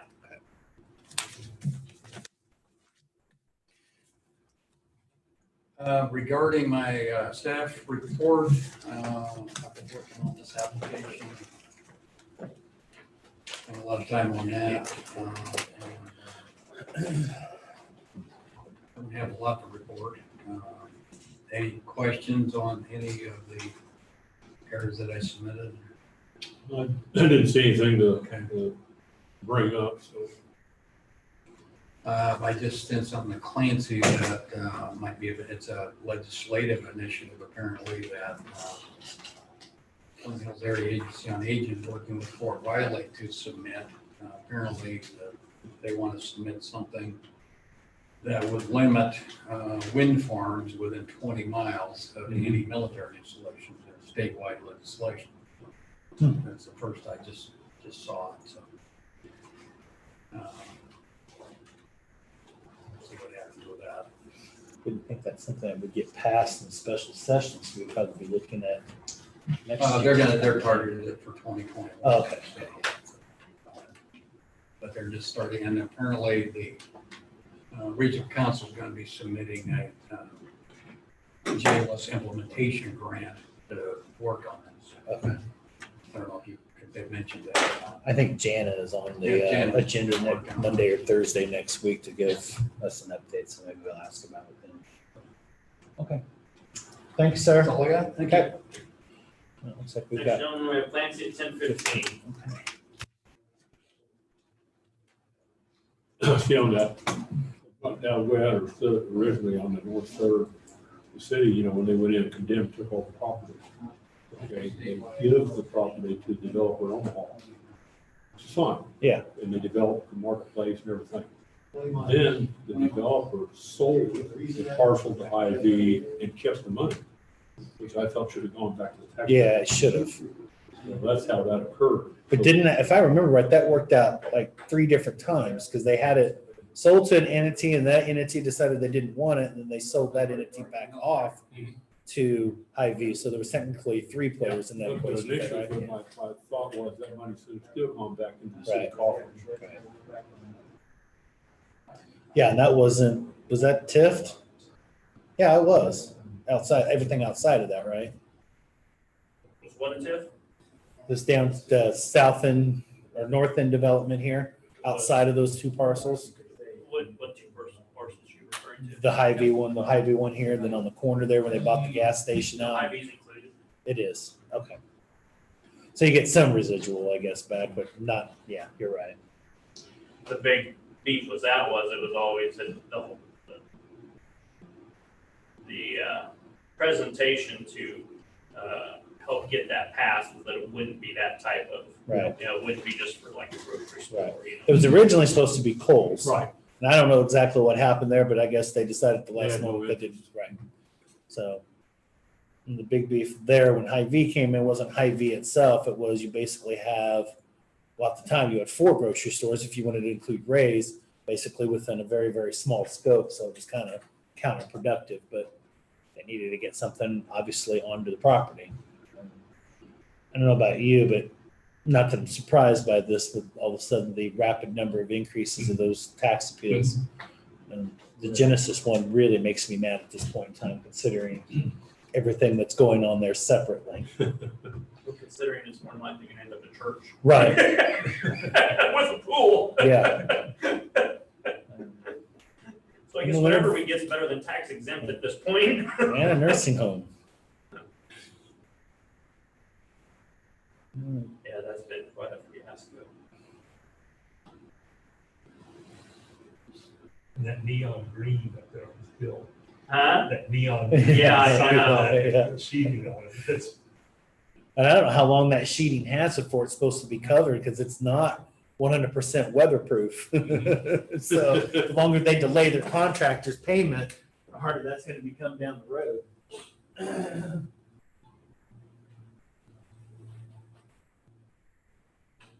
Oh, you're on that motion.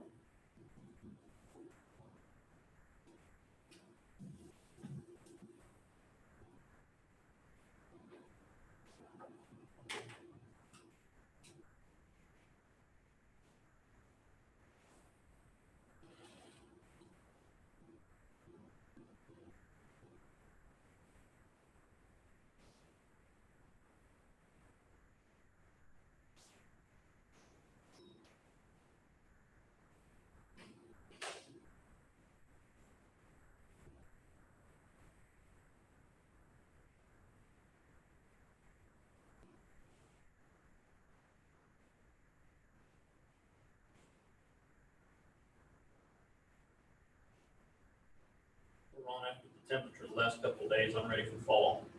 Right. Yeah, it's-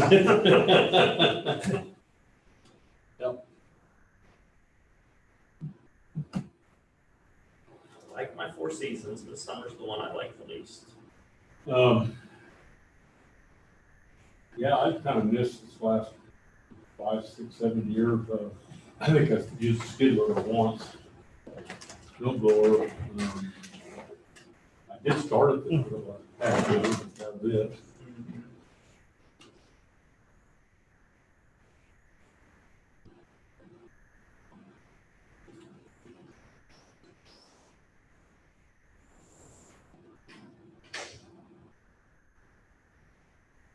Only a young rooster do.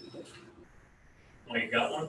No, the guy on Facebook this morning, has one and 2.5 months old that he found out as a rooster.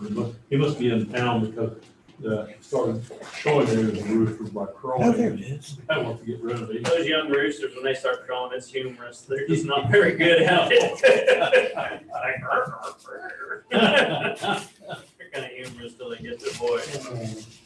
I had never done this, but it's actually Steve Higgins that told me how, but I've got an old rooster, and he had spurs, no kidding, that long, and so much that made it difficult for him to walk, when he's out in the yard. And so I had heard that you can hold them and take pliers and just twist on those, and they'll just pop off. Oh, really? And underneath there's like a cord about that long, and Uh-huh. sure enough, it's easy as heck to do. Oh, you know, You just grab regular pliers, just twist a couple times, it'll pop, and you pull it off, and there's just a little cord under there, and I wish I'd known that when my granddaughter had that meeting that beat and attacking us all the time. yeah. It'd go. We had one too when my kids were little. I solved that problem. Well, he sort of like the room just to hunt me down, and I kicked him 20 feet the other time. One day, my son, when he was feeding, hit him in the head with a bucket so hard, knocked him over the foot bank there, and figured he'd have to go down and put him to sleep. But here he come back up the bank looking for more. And one day when my son was out of town, I went to check the feed, and I tipped the roof up and reached in, and I had a jersey glove on. He shredded it and broke the watch band. And then one day I came out and there were 2 piles of these gray and black and white feathers. I thought, oh, well, now how do I break this to my granddaughter? She's so proud of them chickens. And I thought, well, I'll wait till this evening and I'll call her. So she's about 14. Anyway, about 6 o'clock, inside on the barn shop, here he comes. Bare tail, no feathers on his rear end, all beat up. Limped into the hen house, and next day or two, he was right back to his former self. So something drug him off. He probably beat up the coon that took him. Either a coon or a fox, whatever it was, he must have hurt him. And then, when my wife died and everything was disrupted, she didn't get to take him up to the fair and things, so she got, we give the chickens to Tuttle Creek, chickens and the rooster. The neighbor come in one day with noodles and chicken noodles. Yeah. And the rooster, they'd had enough of him, and I waited till the guy left, and I couldn't eat it. They stewed him. He said, yeah, the person told him that his wife started boil the thing, and the more she boiled, the tougher it got. He's a big bird. Yeah, we had a white one. I've got a neighbor that's got a rooster, and we need to have a conversation at some point in time if I can figure out who it is. Keep the bird, that's perfectly fine, but maybe have him ease up a little bit at 6, o'clock in the morning, please. City folks just don't have no sense of It's not that big of a deal. I'm usually up by then anyway, but I just think it's funny. One of those sounds you don't hear in suburbia.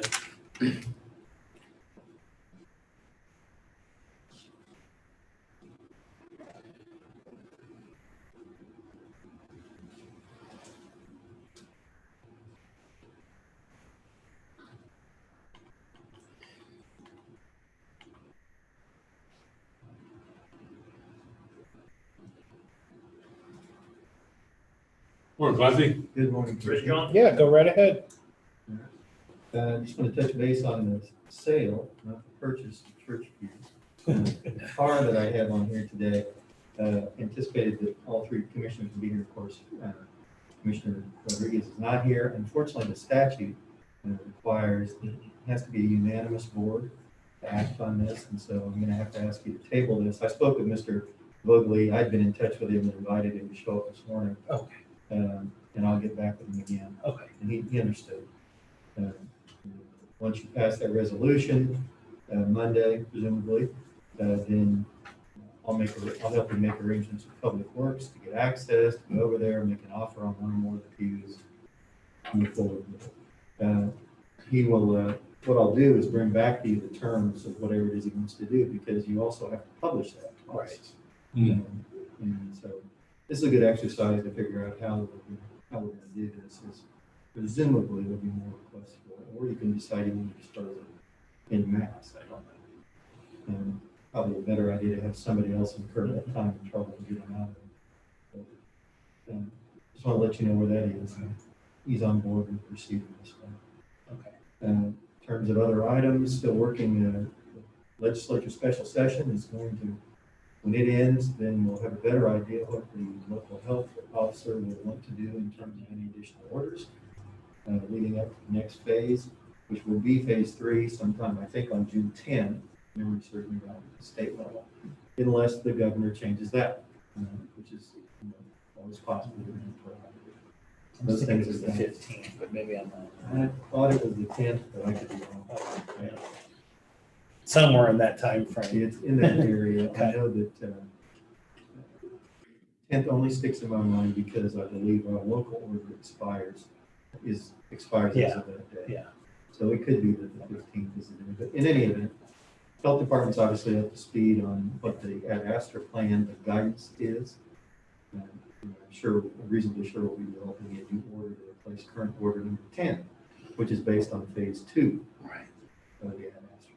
I'm just curious on that with the emergency declaration, then potentially, because it hasn't been voted on officially, being extended to September 15th. Mhm. Does that change once again from a guidance back over to a formal order at the state level? That alone won't do it. There's been She's plenty got to of- come up with, governor would have to come up with something entirely different outside of that at this point. Well, Okay, That's my understanding. that's Again, was mine too, what was really driving the emergency declaration is making sure that funding. localities have access to that funding reimbursement, potentially not lose that. And I haven't heard anything suggesting that the governor is changing her mind about turning all of that plan into guidance Right. rather than direct orders. Now, there's some exceptions because that KEFF, I'm getting the acronym right, for the initial, is still in place for certain businesses. But for the most part, being turned over. to Travel restrictions would be the other one that would be included. Good point. Those will remain, and that's why I made the point earlier at a department head meeting this week. That's still in place for employees. Right. With that link, it takes employees to the appropriate site as it's updated, so that there's no mystery, at least as of the time they leave, as to which areas KDHE is saying are not. Yeah, that's important to know because in phase 3, all the travel restrictions under that guidance or original order would have expired and gone away. So they may create some new ones based off of whatever given information or hotspots or clusters or whatever adjective you want to use to describe that. So that's not 100%. At least the way I read it. No, I read it with I mean, there's 80 something pages to this. I didn't get through all of it, but And you raise a great point, because we're all still learning as we go, and Yeah. we have to adapt to changes in this, and just by the nature of the pandemic. So, everything that's been put out so far is phrased in terms of this is what we're doing right now. And I think it's going to have to continue that way for a while. Yeah. We don't know how. In any event, unless you have questions about anything, that's all I've got. go ahead, Rich. I just think one thing we're gonna have to think about, and probably talk to Leon about regarding the church pews, because I think this will be the snowball effect we're on, and then I think there's others, you Yeah. know. I want one. Private citizens, and honestly, I may want one as well. But the thing is, it's not so much about individuals wanting them, because I think it's a good thing, they'll repurpose and get used for something, but we probably don't want each individual group to go in and uninstall them themselves, because different people will have different methods and may cause different amounts of damage to whatever else is in there, so we might want to have Public Works or someone else uninstall them and make them available to just go in and pick up. But just a thought, because some people know how to remove that stuff well, others do not. I'd like to meet with Leon or Gary sometime over there and see what the attachment is and formulate a plan then, like Rick brought up. I mean, they could take, with minimum expense, the county loosen or free up, you know, maybe a half dozen or a dozen, and then see what takes place. And if there's somebody speaks for that many, then they can do it again. Then that might give an idea of what kind of an offer we'd want a person to make, Sure. at least compensate for that much.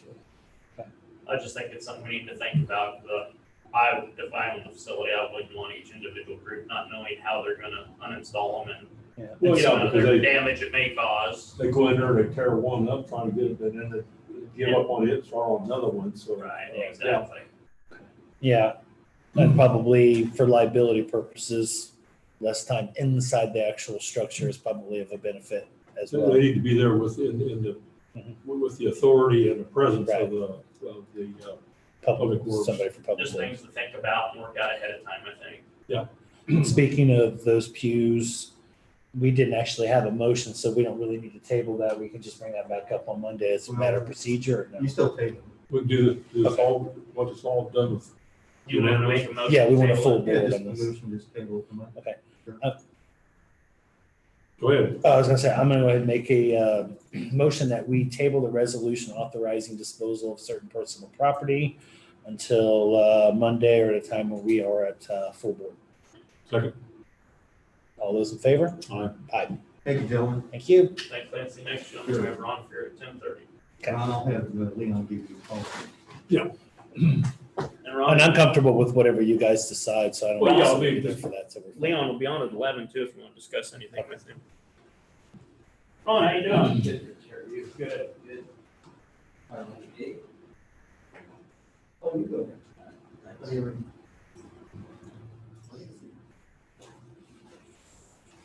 Morning. Ron.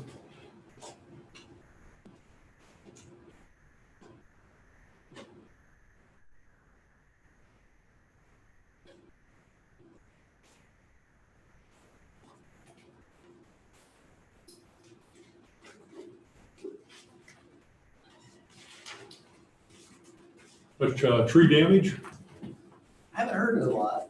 I was coming down Just a few Humboldt this limbs. morning and I got as far as 800 block. There was a great big limb clear across the street, so I had to go around Leavenworth. I didn't Yeah. know.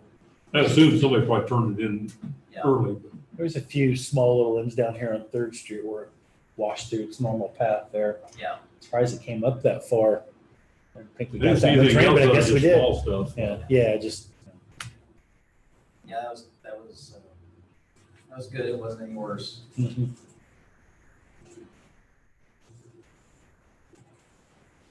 That time of year though. Oh, yeah. It's either hunting season or construction season, right?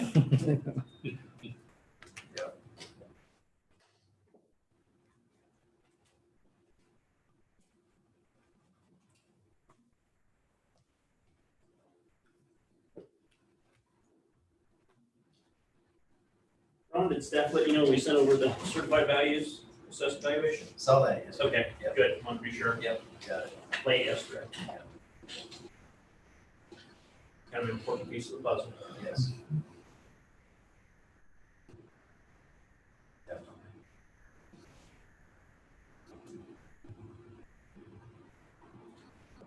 Paying a lot more attention to a lot of those pieces. Yeah. These days. Yeah.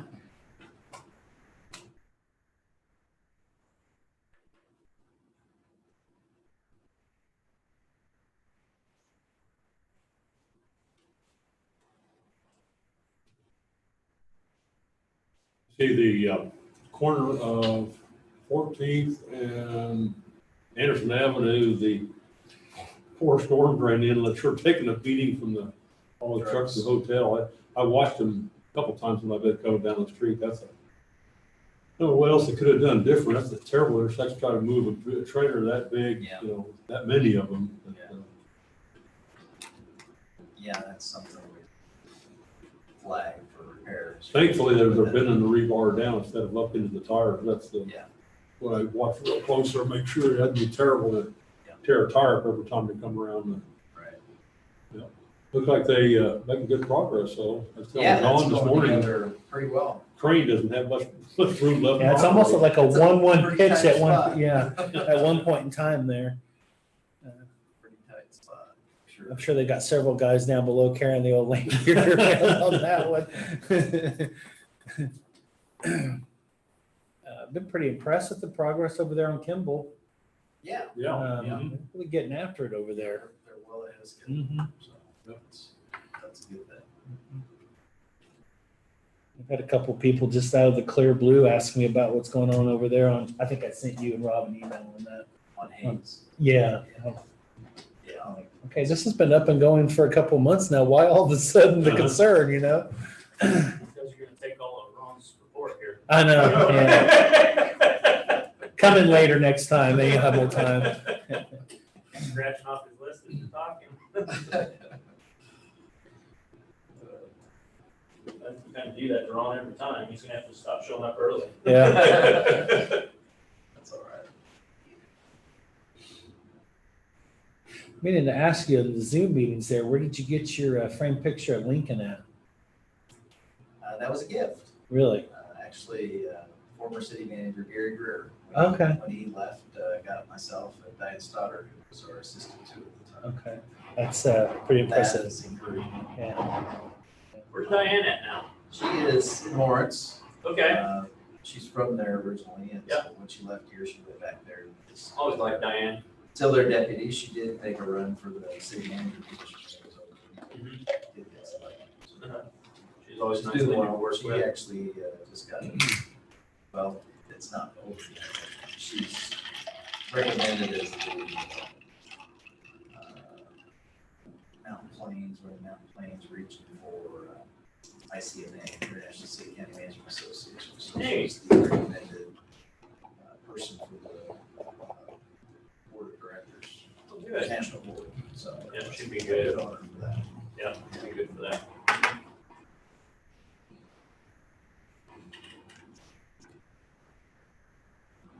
I see you guys are gonna try to assemble some type of youth sports and recreation program for the rest of the year, or maybe I'm taking your thunder again, sorry. No, I mean, that wasn't what I Oh, was okay. gonna talk about too much. And, so we are gonna try certainly and make the facilities available. Okay, good deal. You know, we've essentially canceled all our programs that we would operate. We are looking at doing some clinics and camps type of stuff. Okay. And maybe some type of just kind of a pickup event type of thing that would have some instructional and teachings that would do that with our own staff. And then we are looking at allowing facilities to rent it though for tournaments and that sort of thing. Okay, good. I've been asked that specific question there, so, okay. There's interest, for Oh, yeah. sure. Yeah, there's interest for sure, yeah. Most definitely. I think Secretary Norman referenced those. First, I think there might have been a big tournament in Lenexa last week. Yeah.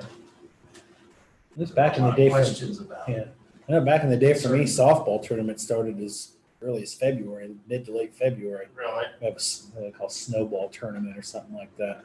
A couple of years we played in the snow. we played in the snow.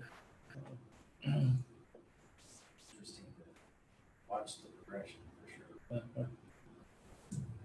See, Austin has a big research, highest numbers. They're real. Yeah. Higher than they ever. They had what? Research, just their highest number of I cases Yeah. since they've reopened. You, More than you what it just was heard of before. some Big 12 schools that are bringing athletes back, and Iowa State's been impacted. Kind of ironic, Oklahoma State had one of the first ones, so they went, player had gone to one of the marches and testified, and he was the one that was really pushing to open things up early, you know, and yeah, that's what I said. Memorial Weekend, the weekend before, when so many groups were getting together, I'm kind of waiting for those two separate 2-week periods to pop up and show us the damage done. All right. Well, it's 10:30, Ron, so we'll go ahead and put you officially in the spotlight All now. right, great. Thanks Yeah. for having me. It's been a while. It has. So appreciate the opportunity to come out and visit with you a little bit. I did want to express my appreciation for the cooperation that I think our Emergency Operations Center Command Group has had, the multi-government approach. Certainly Pat, Maury, and Julie, and David, been key components of that, along with Scott French, and RCPD folks. So it's been a good effort.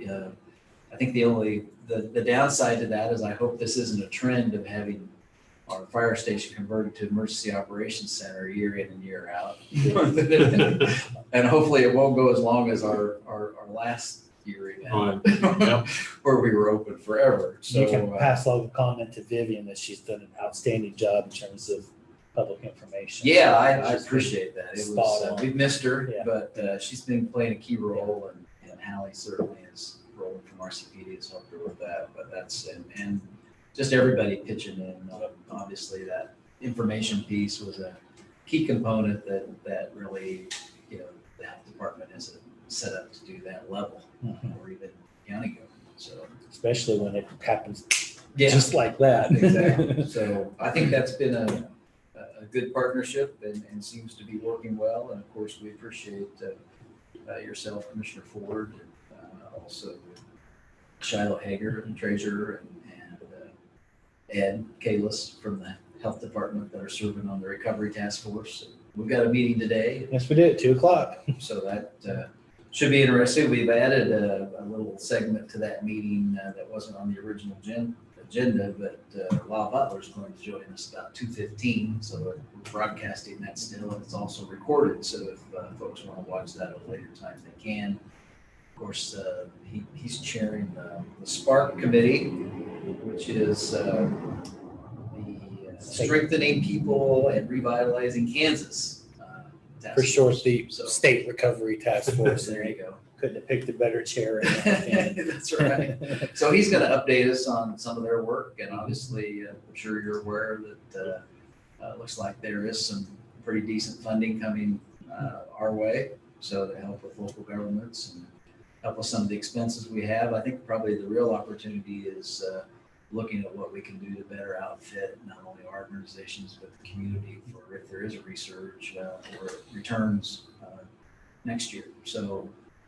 I think that'll be some good conversations to have, and we look forward to working with you all on that aspect of it.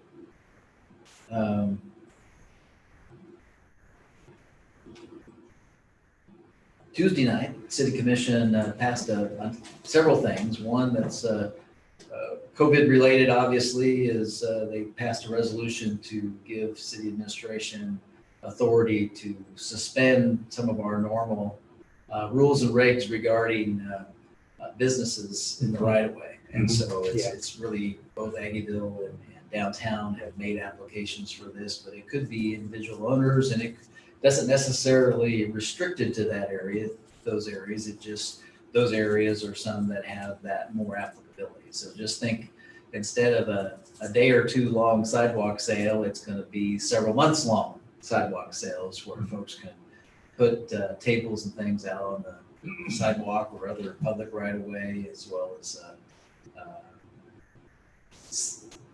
for dining, for sales, whatever the case may be. So we're anxious to start that. And, the other thing that folks, businesses that don't have that necessarily public right of way, if they want to convert some of their parking lots, stalls to put some picnic tables or outdoor dining and that sort of stuff out, that certainly could be done as well.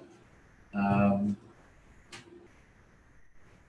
of the other things they did the other night that's relative to sidewalks and downtown at least is they approved 10 artists to be able to put some of the artware and sculpture in the 3rd Street area from Blue Earth Plaza to Osage Street, the Osage Pocket Park. So the Manhattan Area Community Foundation is sponsoring that and funding that. They provided $20,000, so there's honoraries going to that. And there was about 65 submittals for that and 10 selected. So our Arts and Humanities Board helped facilitate that discussion, so they awarded that as well.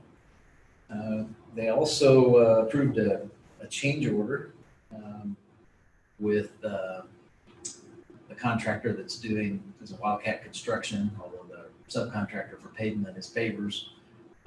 They're doing the work on College and Kimball, that intersection. That's a large multi-million-dollar project. We had planned just to do the northbound lanes as part of this phase on College, and the bids were really good, and they're way ahead of schedule because we didn't have to work around all the spring games at baseball and some of that activity. So they executed a change order to go ahead and do the southbound lanes between essentially the hospital and Dickens. So that just closed to traffic yesterday about noon.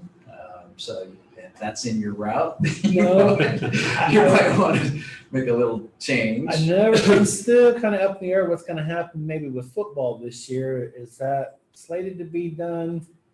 It is, and actually it's, originally it wasn't slated. Yeah. It was expected to go into October. Yeah. But it looks like if things continue to go well and weather cooperates, we're looking at an August time. Sure. And it works well because baseball season didn't happen and soccer season is still kind of on the fritz right now too, which are both in that area. So we're glad that we could do that. Just it's going to help with. Traffic control is already there. They don't have to come back and match it up. We were going to do it next year to do that. So we think it's a good change for that. You may have already been aware of this because I know you get chamber updates regularly, but the $500,000 that the city approved for the chamber for small business loans, that's gone to about over 70 businesses, and about 315,000 of that has been already granted or distributed, I should say. They're low interest loans that they don't have to pay back for a while. So that's been good to have. We also, Tuesday night, the commission approved the Kirkwood Drive construction project. So with the 6th graders going to Eisenhower and the addition that's going on in the school, there's going to be a lot more traffic, plus our recreation center there. And so Kirkwood and Walters kind of goes like this now. And it's just take Kirkwood all the way to Marlatt and put a new bridge over the Marlatt Channel and connect that traffic to the signalized intersection.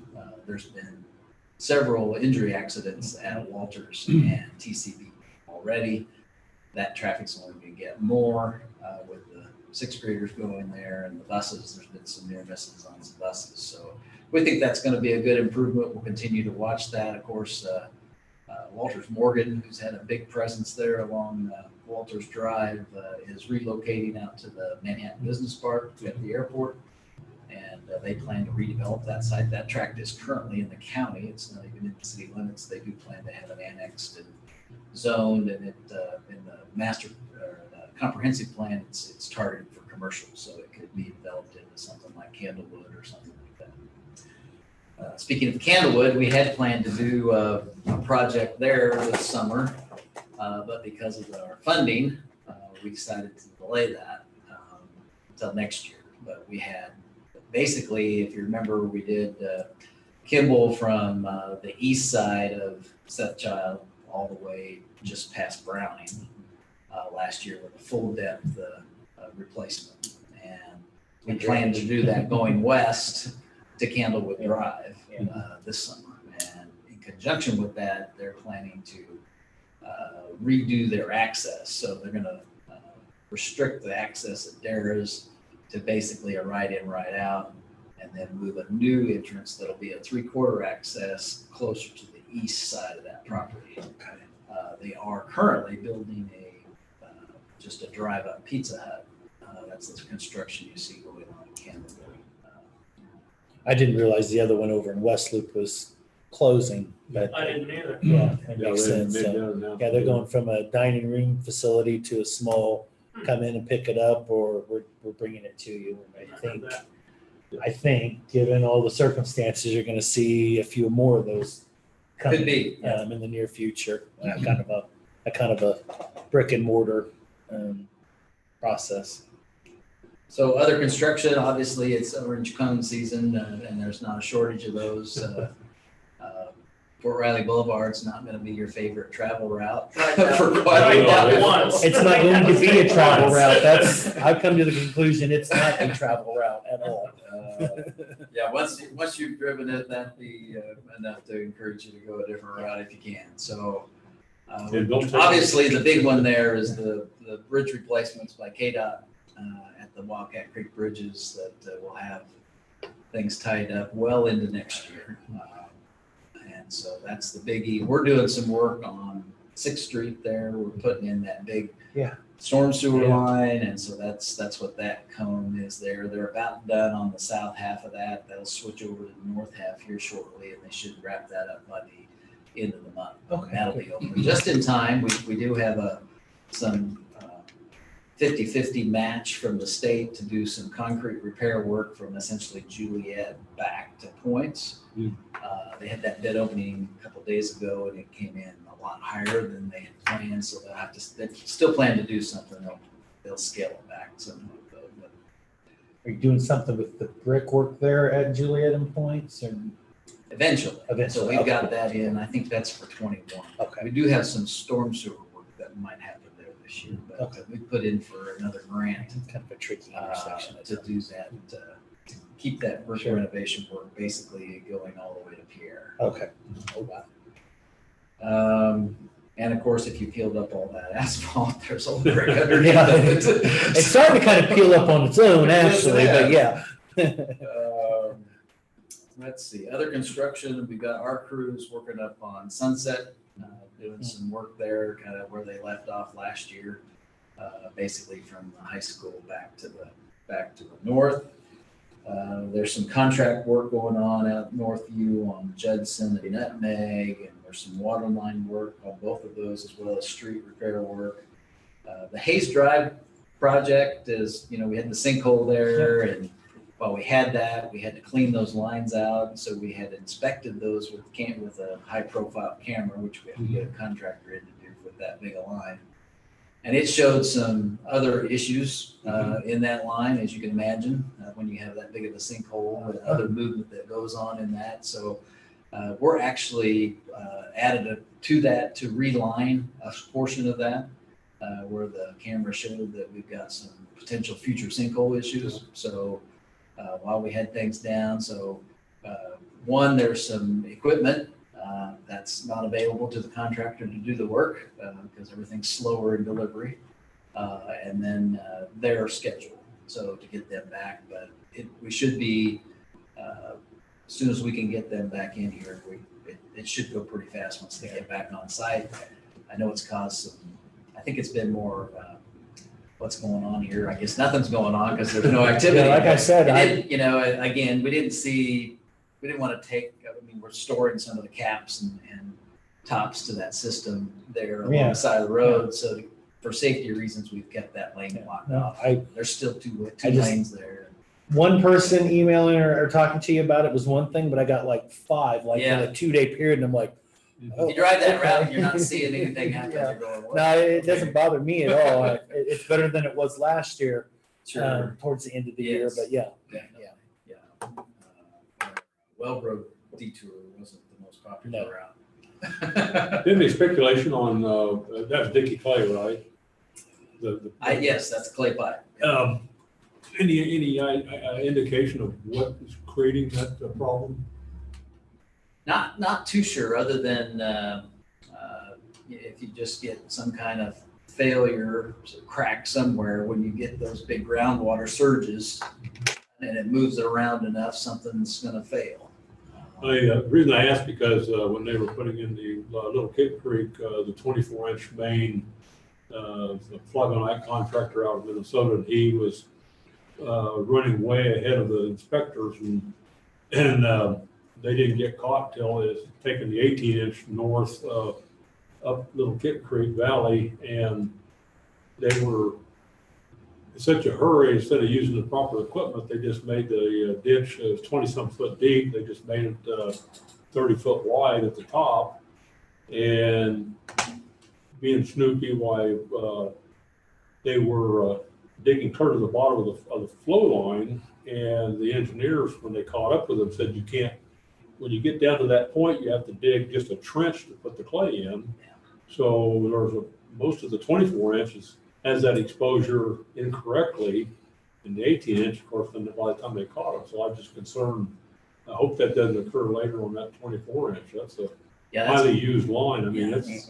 Yeah, the, and installation methods have varied, and now they want to put a little bit of bed of gravel on it typically. Of course, the sandy soil out here. Right, just different soil. It moves around a lot more, so. Yeah, we'll see how that goes. We think the relining, we've had a lot of success with the fiberglass linings of that, so that gives it a lot more strength. And that's what we're doing. But when it's quite a, relining an 8 or a 6-inch line is a lot different than relining a 36-inch line. Yes, it So is. that's a pretty big sock. Yeah. And a lot of water to warm up. So that's what's going on there. Other progress or projects, we will have an asphalt overlay with Schilling. They'll do Dickens from Hudson to Sethchild later this summer. And then also Claflin from College to Denison is the main asphalt overlay projects for the summer. They are making good progress out at the airport. So I guess one of the good things of air traffic being down is that we don't have a lot of cars to move around at the airport parking lot. So they're making good progress there as that project moves forwards, and we are back up to 2 flights a day, soon to be 3 flights a day, and they tell me maybe 4 flights by July. So that's maybe recovering a little bit quicker than what had been intended, and there we have the bigger airplane too. So that's been would have been a nice time to have tried to get the runway work done, or at least partially done too. But so we have hindsight's 2020 on those. Obviously, that's we haven't designed it yet. Right. Yeah. But the good news is the commission did. That's the other thing they did Tuesday night. Approved the design contract. A grant application for that with the design contract. So part of the CARES Act is if you had stuff in the pipeline for consideration, normally it's a 90-10 match on the design. They will fund it fully. So except for non-eligible parts. And so we had it's about a $3 million design project. So we normally would have to pay about $300,000. We only have to pay $45,000 for non-participatory. Okay. So that was hopefully that'll keep going, and we'll see some infrastructure money like that. That'll benefit us in the future.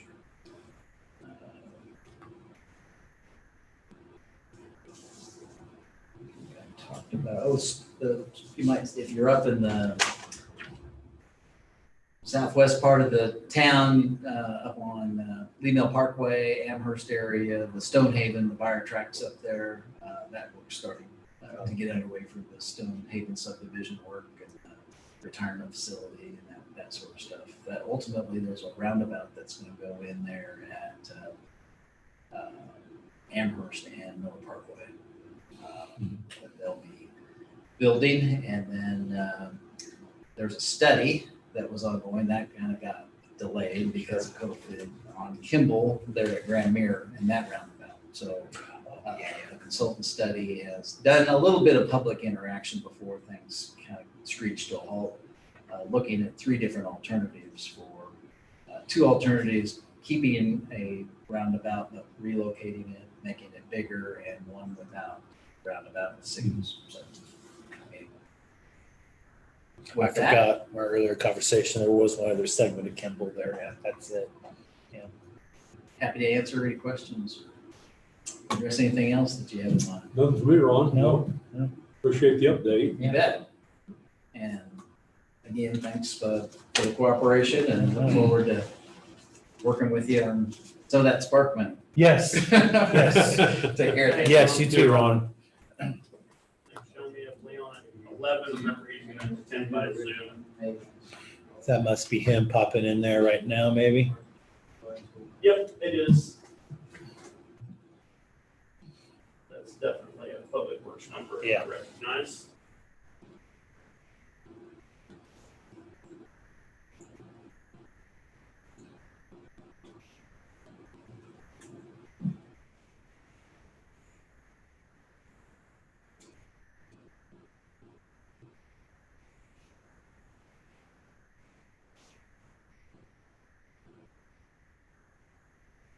And that's kind of a tricky spot right there too, at Kimball and Grand Mere, because you got a roundabout just down below the hill. But if you put another set of lights out there, the light's right there at Venesta. So you just basically turn the corner there and then boom, that would be another set of lights. When they first put the roundabout in, I had a new 94 Dodge single cab, short, I mean, Yeah, with an 8-foot bed, and I couldn't go through without scuffing both tires. yeah. And so that within 5 days, if you see the seam, I mean, the laptop couldn't have got through there. They widened it. And so when I was building up at Culver Hills, before they put the fancy stonework up, or wire construction, and anybody with trailers and equipment, we just drive through the ditch and bypass it. Yeah, And so that thing has been a disaster. it's tricky with all the commercial and residential development up in the area of moving construction equipment, trailers, trucks, dump trucks, even some of our own county equipment and stuff in and out through that area. It's almost so constricted that you can't get through it without hitting something on both sides of it. So. It's a traffic impediment all around now. Yeah. And so Transportation Secretary King, when he was in office, I talked to him at the state meeting 6 years ago or so, and he was bragging about all the roundabouts that had prevented deaths. And I said that we have one in Manhattan that's killed 2 women already. Yeah. And he didn't, so he took down the information and stuff. But notice this in the city has moved a sign on it, but they had a sign down at Anderson, roundabout ahead. Well, by the time you get up Kimball to the roundabout, you forgot about it. So these ladies were elderly, but it was at night. And when you're driving 40, 45 mile an hour, you don't expect to have a big pile of rocks right in the middle of the road. No. They plowed right into it. And then the motorcycles, we've had 2 or 3 of them seriously injured. We put a lot of those troublesome ones in troublesome spots very early in that roundabout design type of process, and we've gotten better with them. But yeah, I see places where that's perfectly fine to put in. I've seen some places where it's not. So there's still variance. That would have been the thing to do. They'd have put in a big frontage road and wouldn't have a stoplight there for pedestrians. Well, I always wondered if they got somewhere down the road where Colbert Hills would be part of an amateur or maybe even a pro type event or events. That scenario right there is just going to not work at all. No, not a bit. And we have had a little bit of commercial development in it up there and around but not enough that it's really going to severely affect traffic. But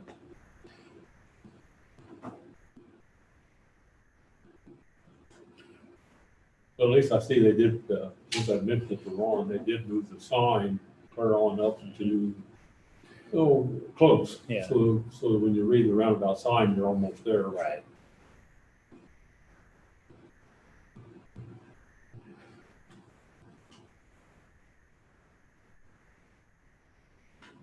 like the new video board and neon power cat they put out there on the sign out there on Kimball. Got a new digital board on both sides of it there. And then they put a bigger power cat to cover the one that was encased in the stone. It's a pretty lively little thing there at 5:30 in the morning. Kind of matches the purple lighting they've got on the alumni building and the office park over there that you can see pretty vividly from the sky coming back in at night.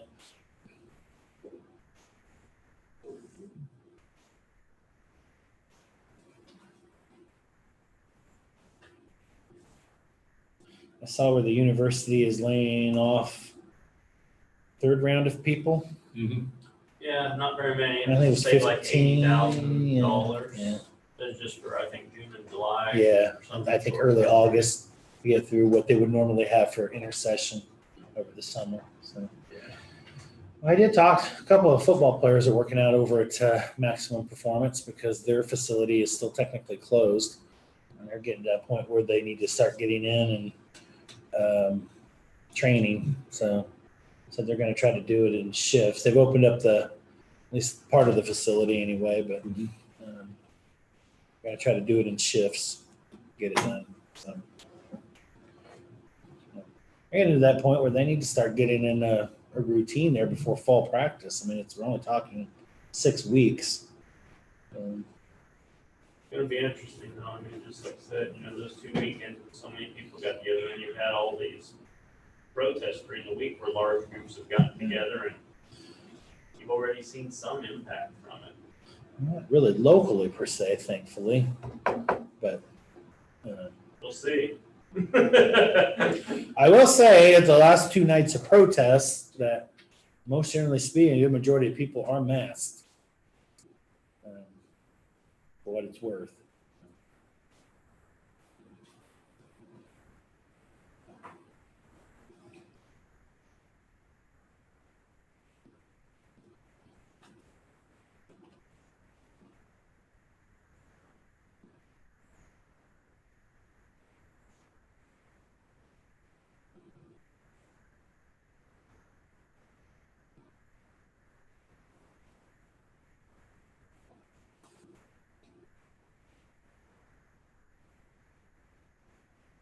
I didn't want to, I waited long enough. I always like to take 4 out of the boulevard if I'm not in a hurry to see if they've got any equipment in there yet, tear the bridge out.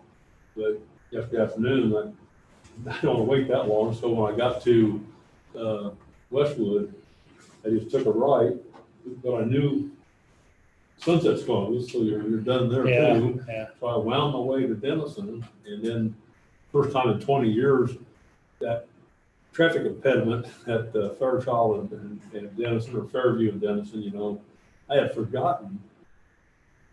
Just enough room for golf carts to get around it. And if I'm not mistaken, isn't that the very first roundabout? that one and the one down on Morrow. Yeah, they did those. They did that one, and they did the one over on Oakdale over there, and what's the off-road right there? Whatever it is. And that one I could actually see from the start because it slowed down high school traffic. And they did the one on Morrill. I don't. Yeah, Morrill was one that got the motorcyclists. Yeah. They did 3 or 4 of them all at once, and those Yeah, 3 they were part did. of that. Yeah. Remember that. They met Charlie Potterford was going to, because Charlie was right on about that because of his trucks and tree equipment. So he happened to just accidentally be there when they were dedicating the first one on Denison, and the city was there and they had a fire truck, and they couldn't get the fire truck around it. And he knew right away when Charlie come walking up what was going to be said. Charlie's so bashful. Actually, he's pretty quiet until he's got something to say, though. Oh, yeah. Yeah. Yeah.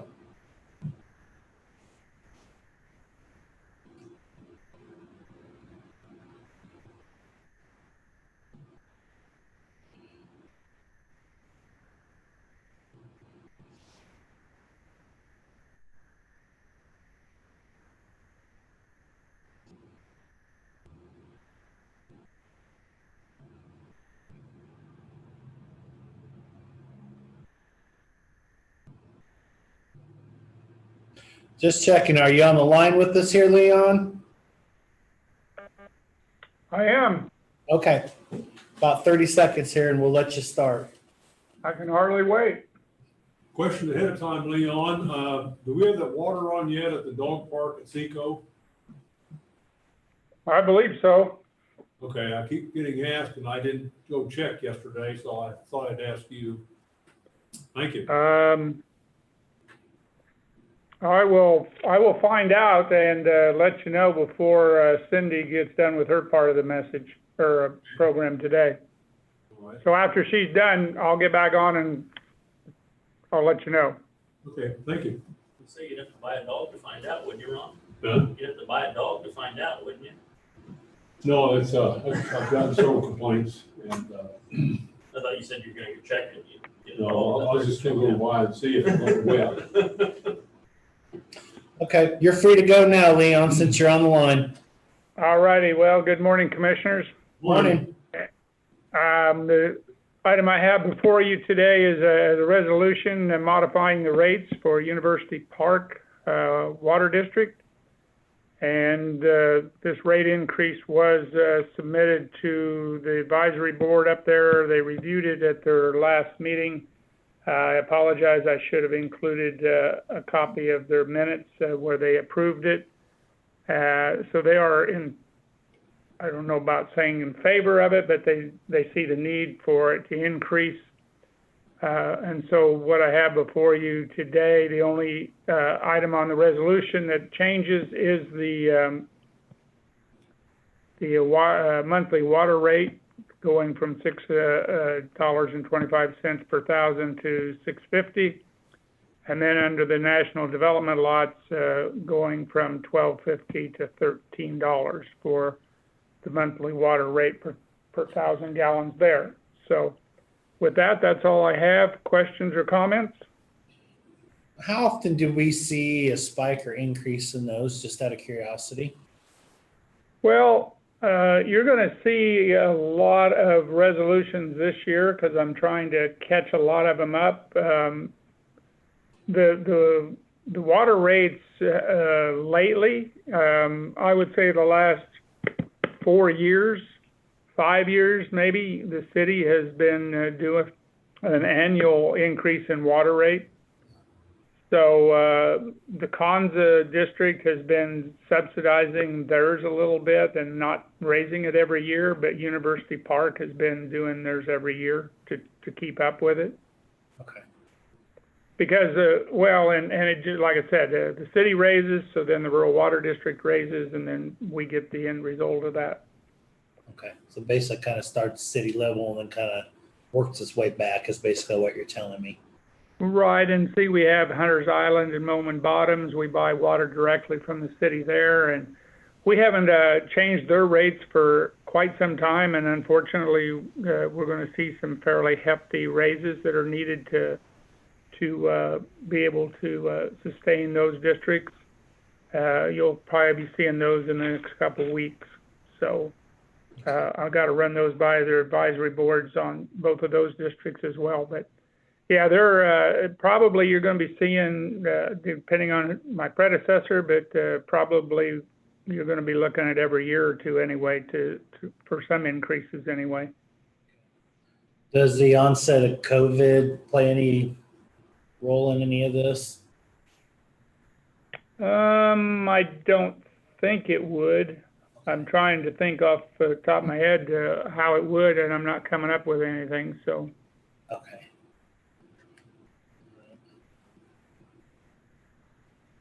Sounds like to me that this is a necessary part of. Oh, yeah, it is. I hate having to raise water and utilities and stuff at this point in time, given the circumstances. But it is a benefit district, so in order for it to benefit, it's got to be plausible.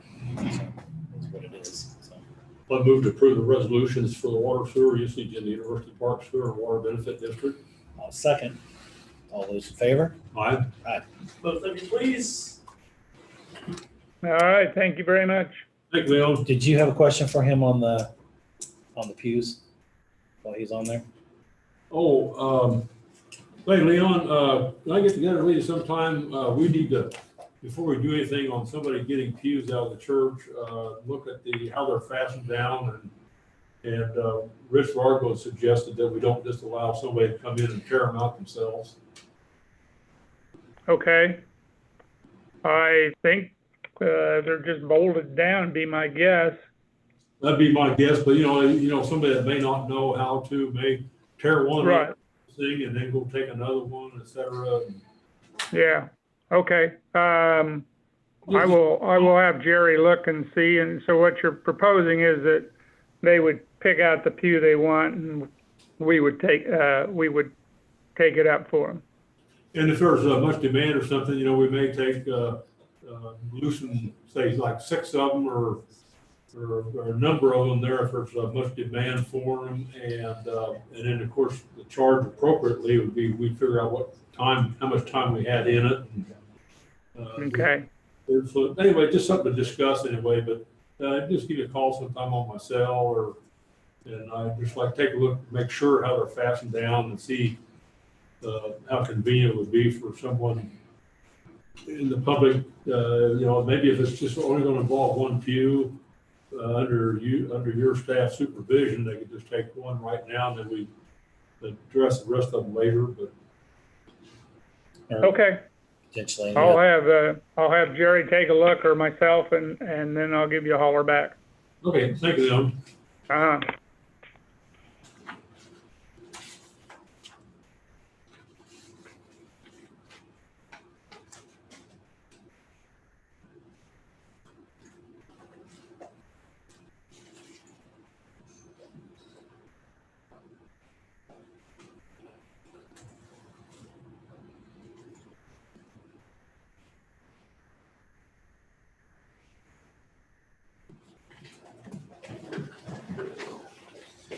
Exercise here.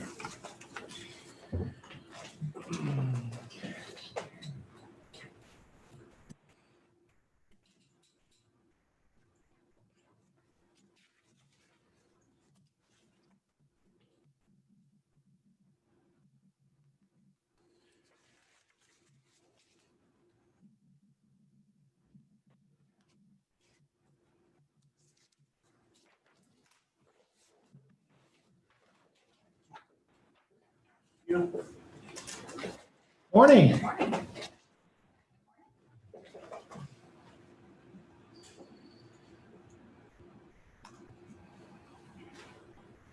Felt kind of weird not coming over for a COVID update. Yeah. Well, don't jinx yourself, whatever you do. Yeah, I probably better be.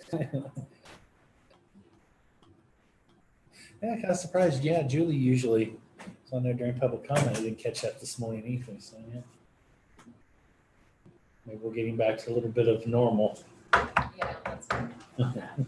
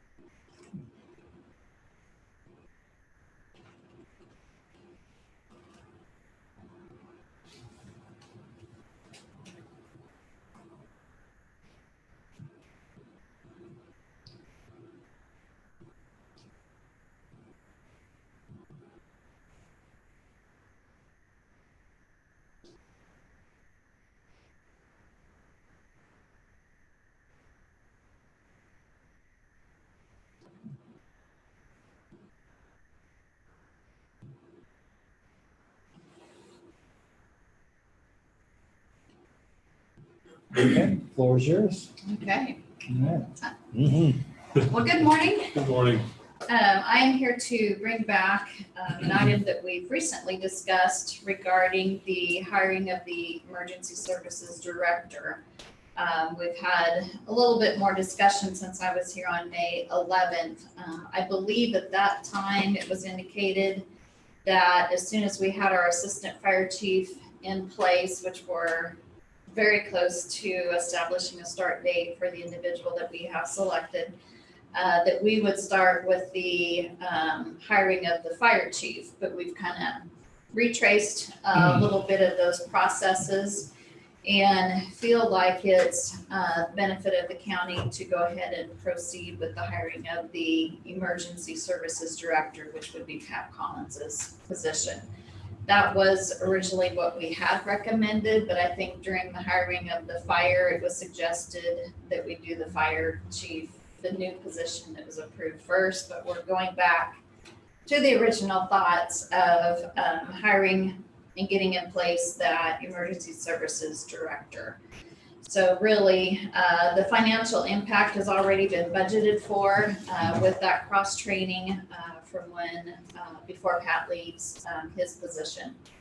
So the recommendations that I bring forward today is to go ahead and proceed with the posting of the Emergency Services Director, which we did establish as a grade FF through the prior process. I can start posting that position today with a hopefully a projected start date in September. And then the second recommendation is to post the new position of fire chief on or around October 5th, once we get the new director in place.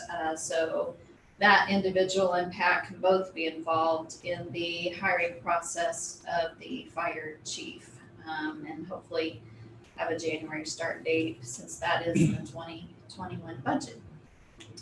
So, any discussion or Good for me, it's comments? pretty straightforward. Yeah, I do like the fact you've got some overlap built in there so that the new Emergency Services Director will have some input on who you're choosing as a fire chief, even though it's only a few weeks, but Yeah, still have well, some and thought it process. could be more, Okay. depending if we get. What does the hiring committee look like for this one? For the emergency services, Correct. it would be the commission, the county clerk, county counselor, myself, and then Pat. Okay. Right. I Unless you assume have that. other, No. I ideas. assumed that that's what it was going to be. I just wanted to clarify before we got the ball rolling on this, since you're going to post it today. Any specific requirements or recommendations built within that? oh goodness. Yeah, I'd have to look at that. I'm sure there are certifications that's required for emergency management. And then I think Fire 1, Fire 2 potentially might be part of that. I just really. When you get off a the top of my chance, head. can you send that to me, because it's part of the application process for me? Oh, yeah, I want to be able to absolutely. know what those are. Yeah. Okay. Actually, if you wanted, I could probably pull it up on the W drive right now. If you want to look at it now. Is that fine? Okay. Okay.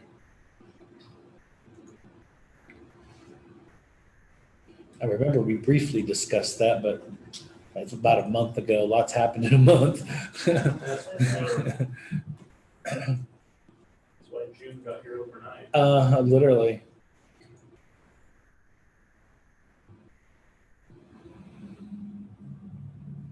Is it up there, third one down? Yeah. I don't have this updated with the new grade yet. Okay, yeah, so it says December 2017. So let's see, go down here for requirements.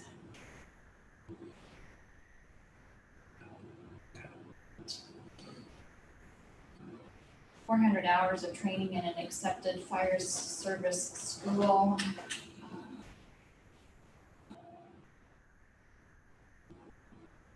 And then you can see here, Yeah. Kansas Certified Emergency Manager. And then, yeah. I'm getting an indication this one is not going to be a large list, probably. I would imagine you're probably right. It's gonna kind of be like what we're seeing with the planning director, you know. We posted out to the associations, you know, the American Planner, which I'm sure we will post this out to the Kansas Emergency Manager Association, whatever association they have, plus maybe a national one. You know, since this has a lot of Kansas certified, I'm hoping that we will get a lot more internal state applicants, but it may go beyond that, and very few that will have those. Yeah. Okay. All right. Three. Yeah. Move to approve with the posting of the emergency services director position beginning on June 4, 2020, with a projected start date on or around September 14th, 2020. I'll second that motion. All those in favor? Aye. Aye. And then I move to approve posting of the fire chief position on or around October 5th, with a projected start date of January 4, 2021. I'll second that motion. All those in favor? Aye. Aye. Okay, very good. All right. Thank you, Cindy. Thank you. And then I'm gonna hand out what we are going to be going over on Monday Oh, okay. with those last applications for the planning director. And you received your paper copies from, Okay. I put Good. some in the box the other day. Did you get the last one? Maybe, or maybe it's still in the box. The last, Last applicant. which one? Have you I seen this think one? that's Vercelli was the name. Maybe they're still over in your box. Was that the so one, was that the one in with BD and? No, No. there was one other one that was scanned in I'll after go that. I didn't over. get that one. I'll go over and grab those real quick then, because I have a paper copy from Marvin as well. I said, if you could get me a copy of those, I don't need it now, but just before we meet. A paper copy, because I emailed it. Yeah, paper copies, that way Okay. when we meet. Yeah. Most people like to have a paper copy when we meet in our groups, you know? Are you good with electronic? Yeah, you already sent it to me. Yeah. Yeah, I got Okay, it. just Yeah. want to make sure. Yeah. Okay, I will be back with those other copies. Thank you. Thank you. Thank you.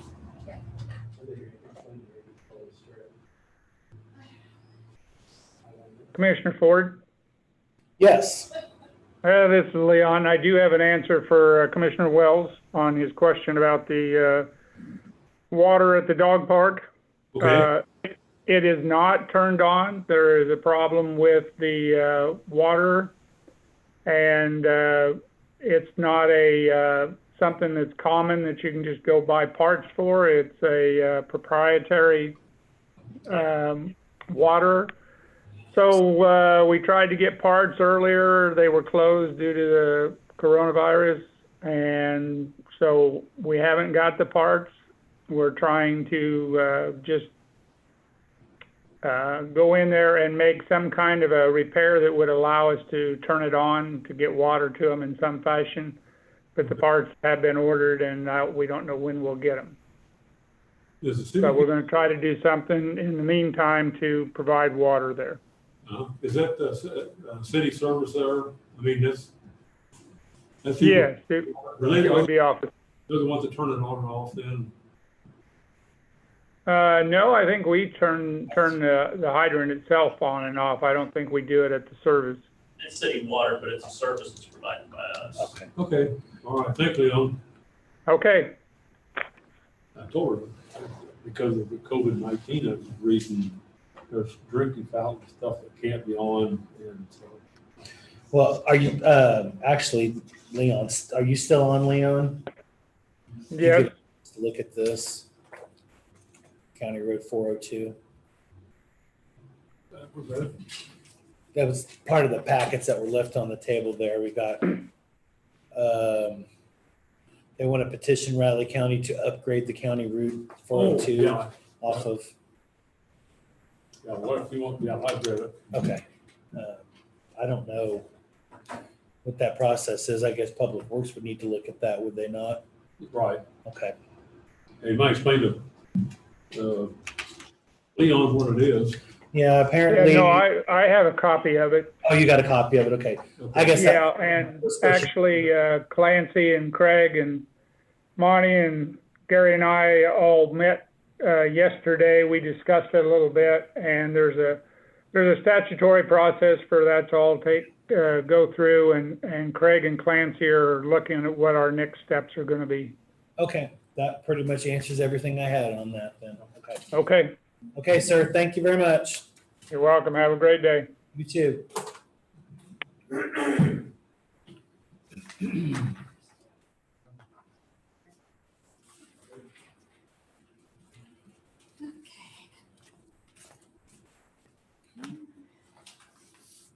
I'm delivering for what was in the box, Oh. so.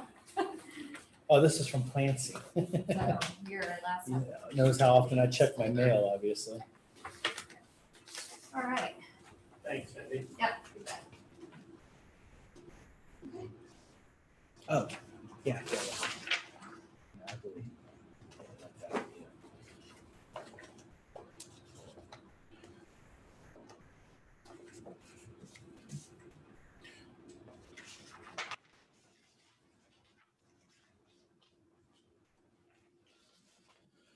Okay, do we have anything else?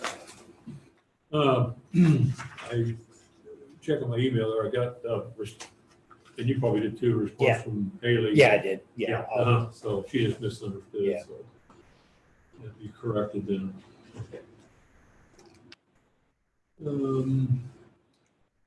Well, if there's nothing else, I would make a motion to adjourn. I'll second that motion. All those in favor? Aye. Aye.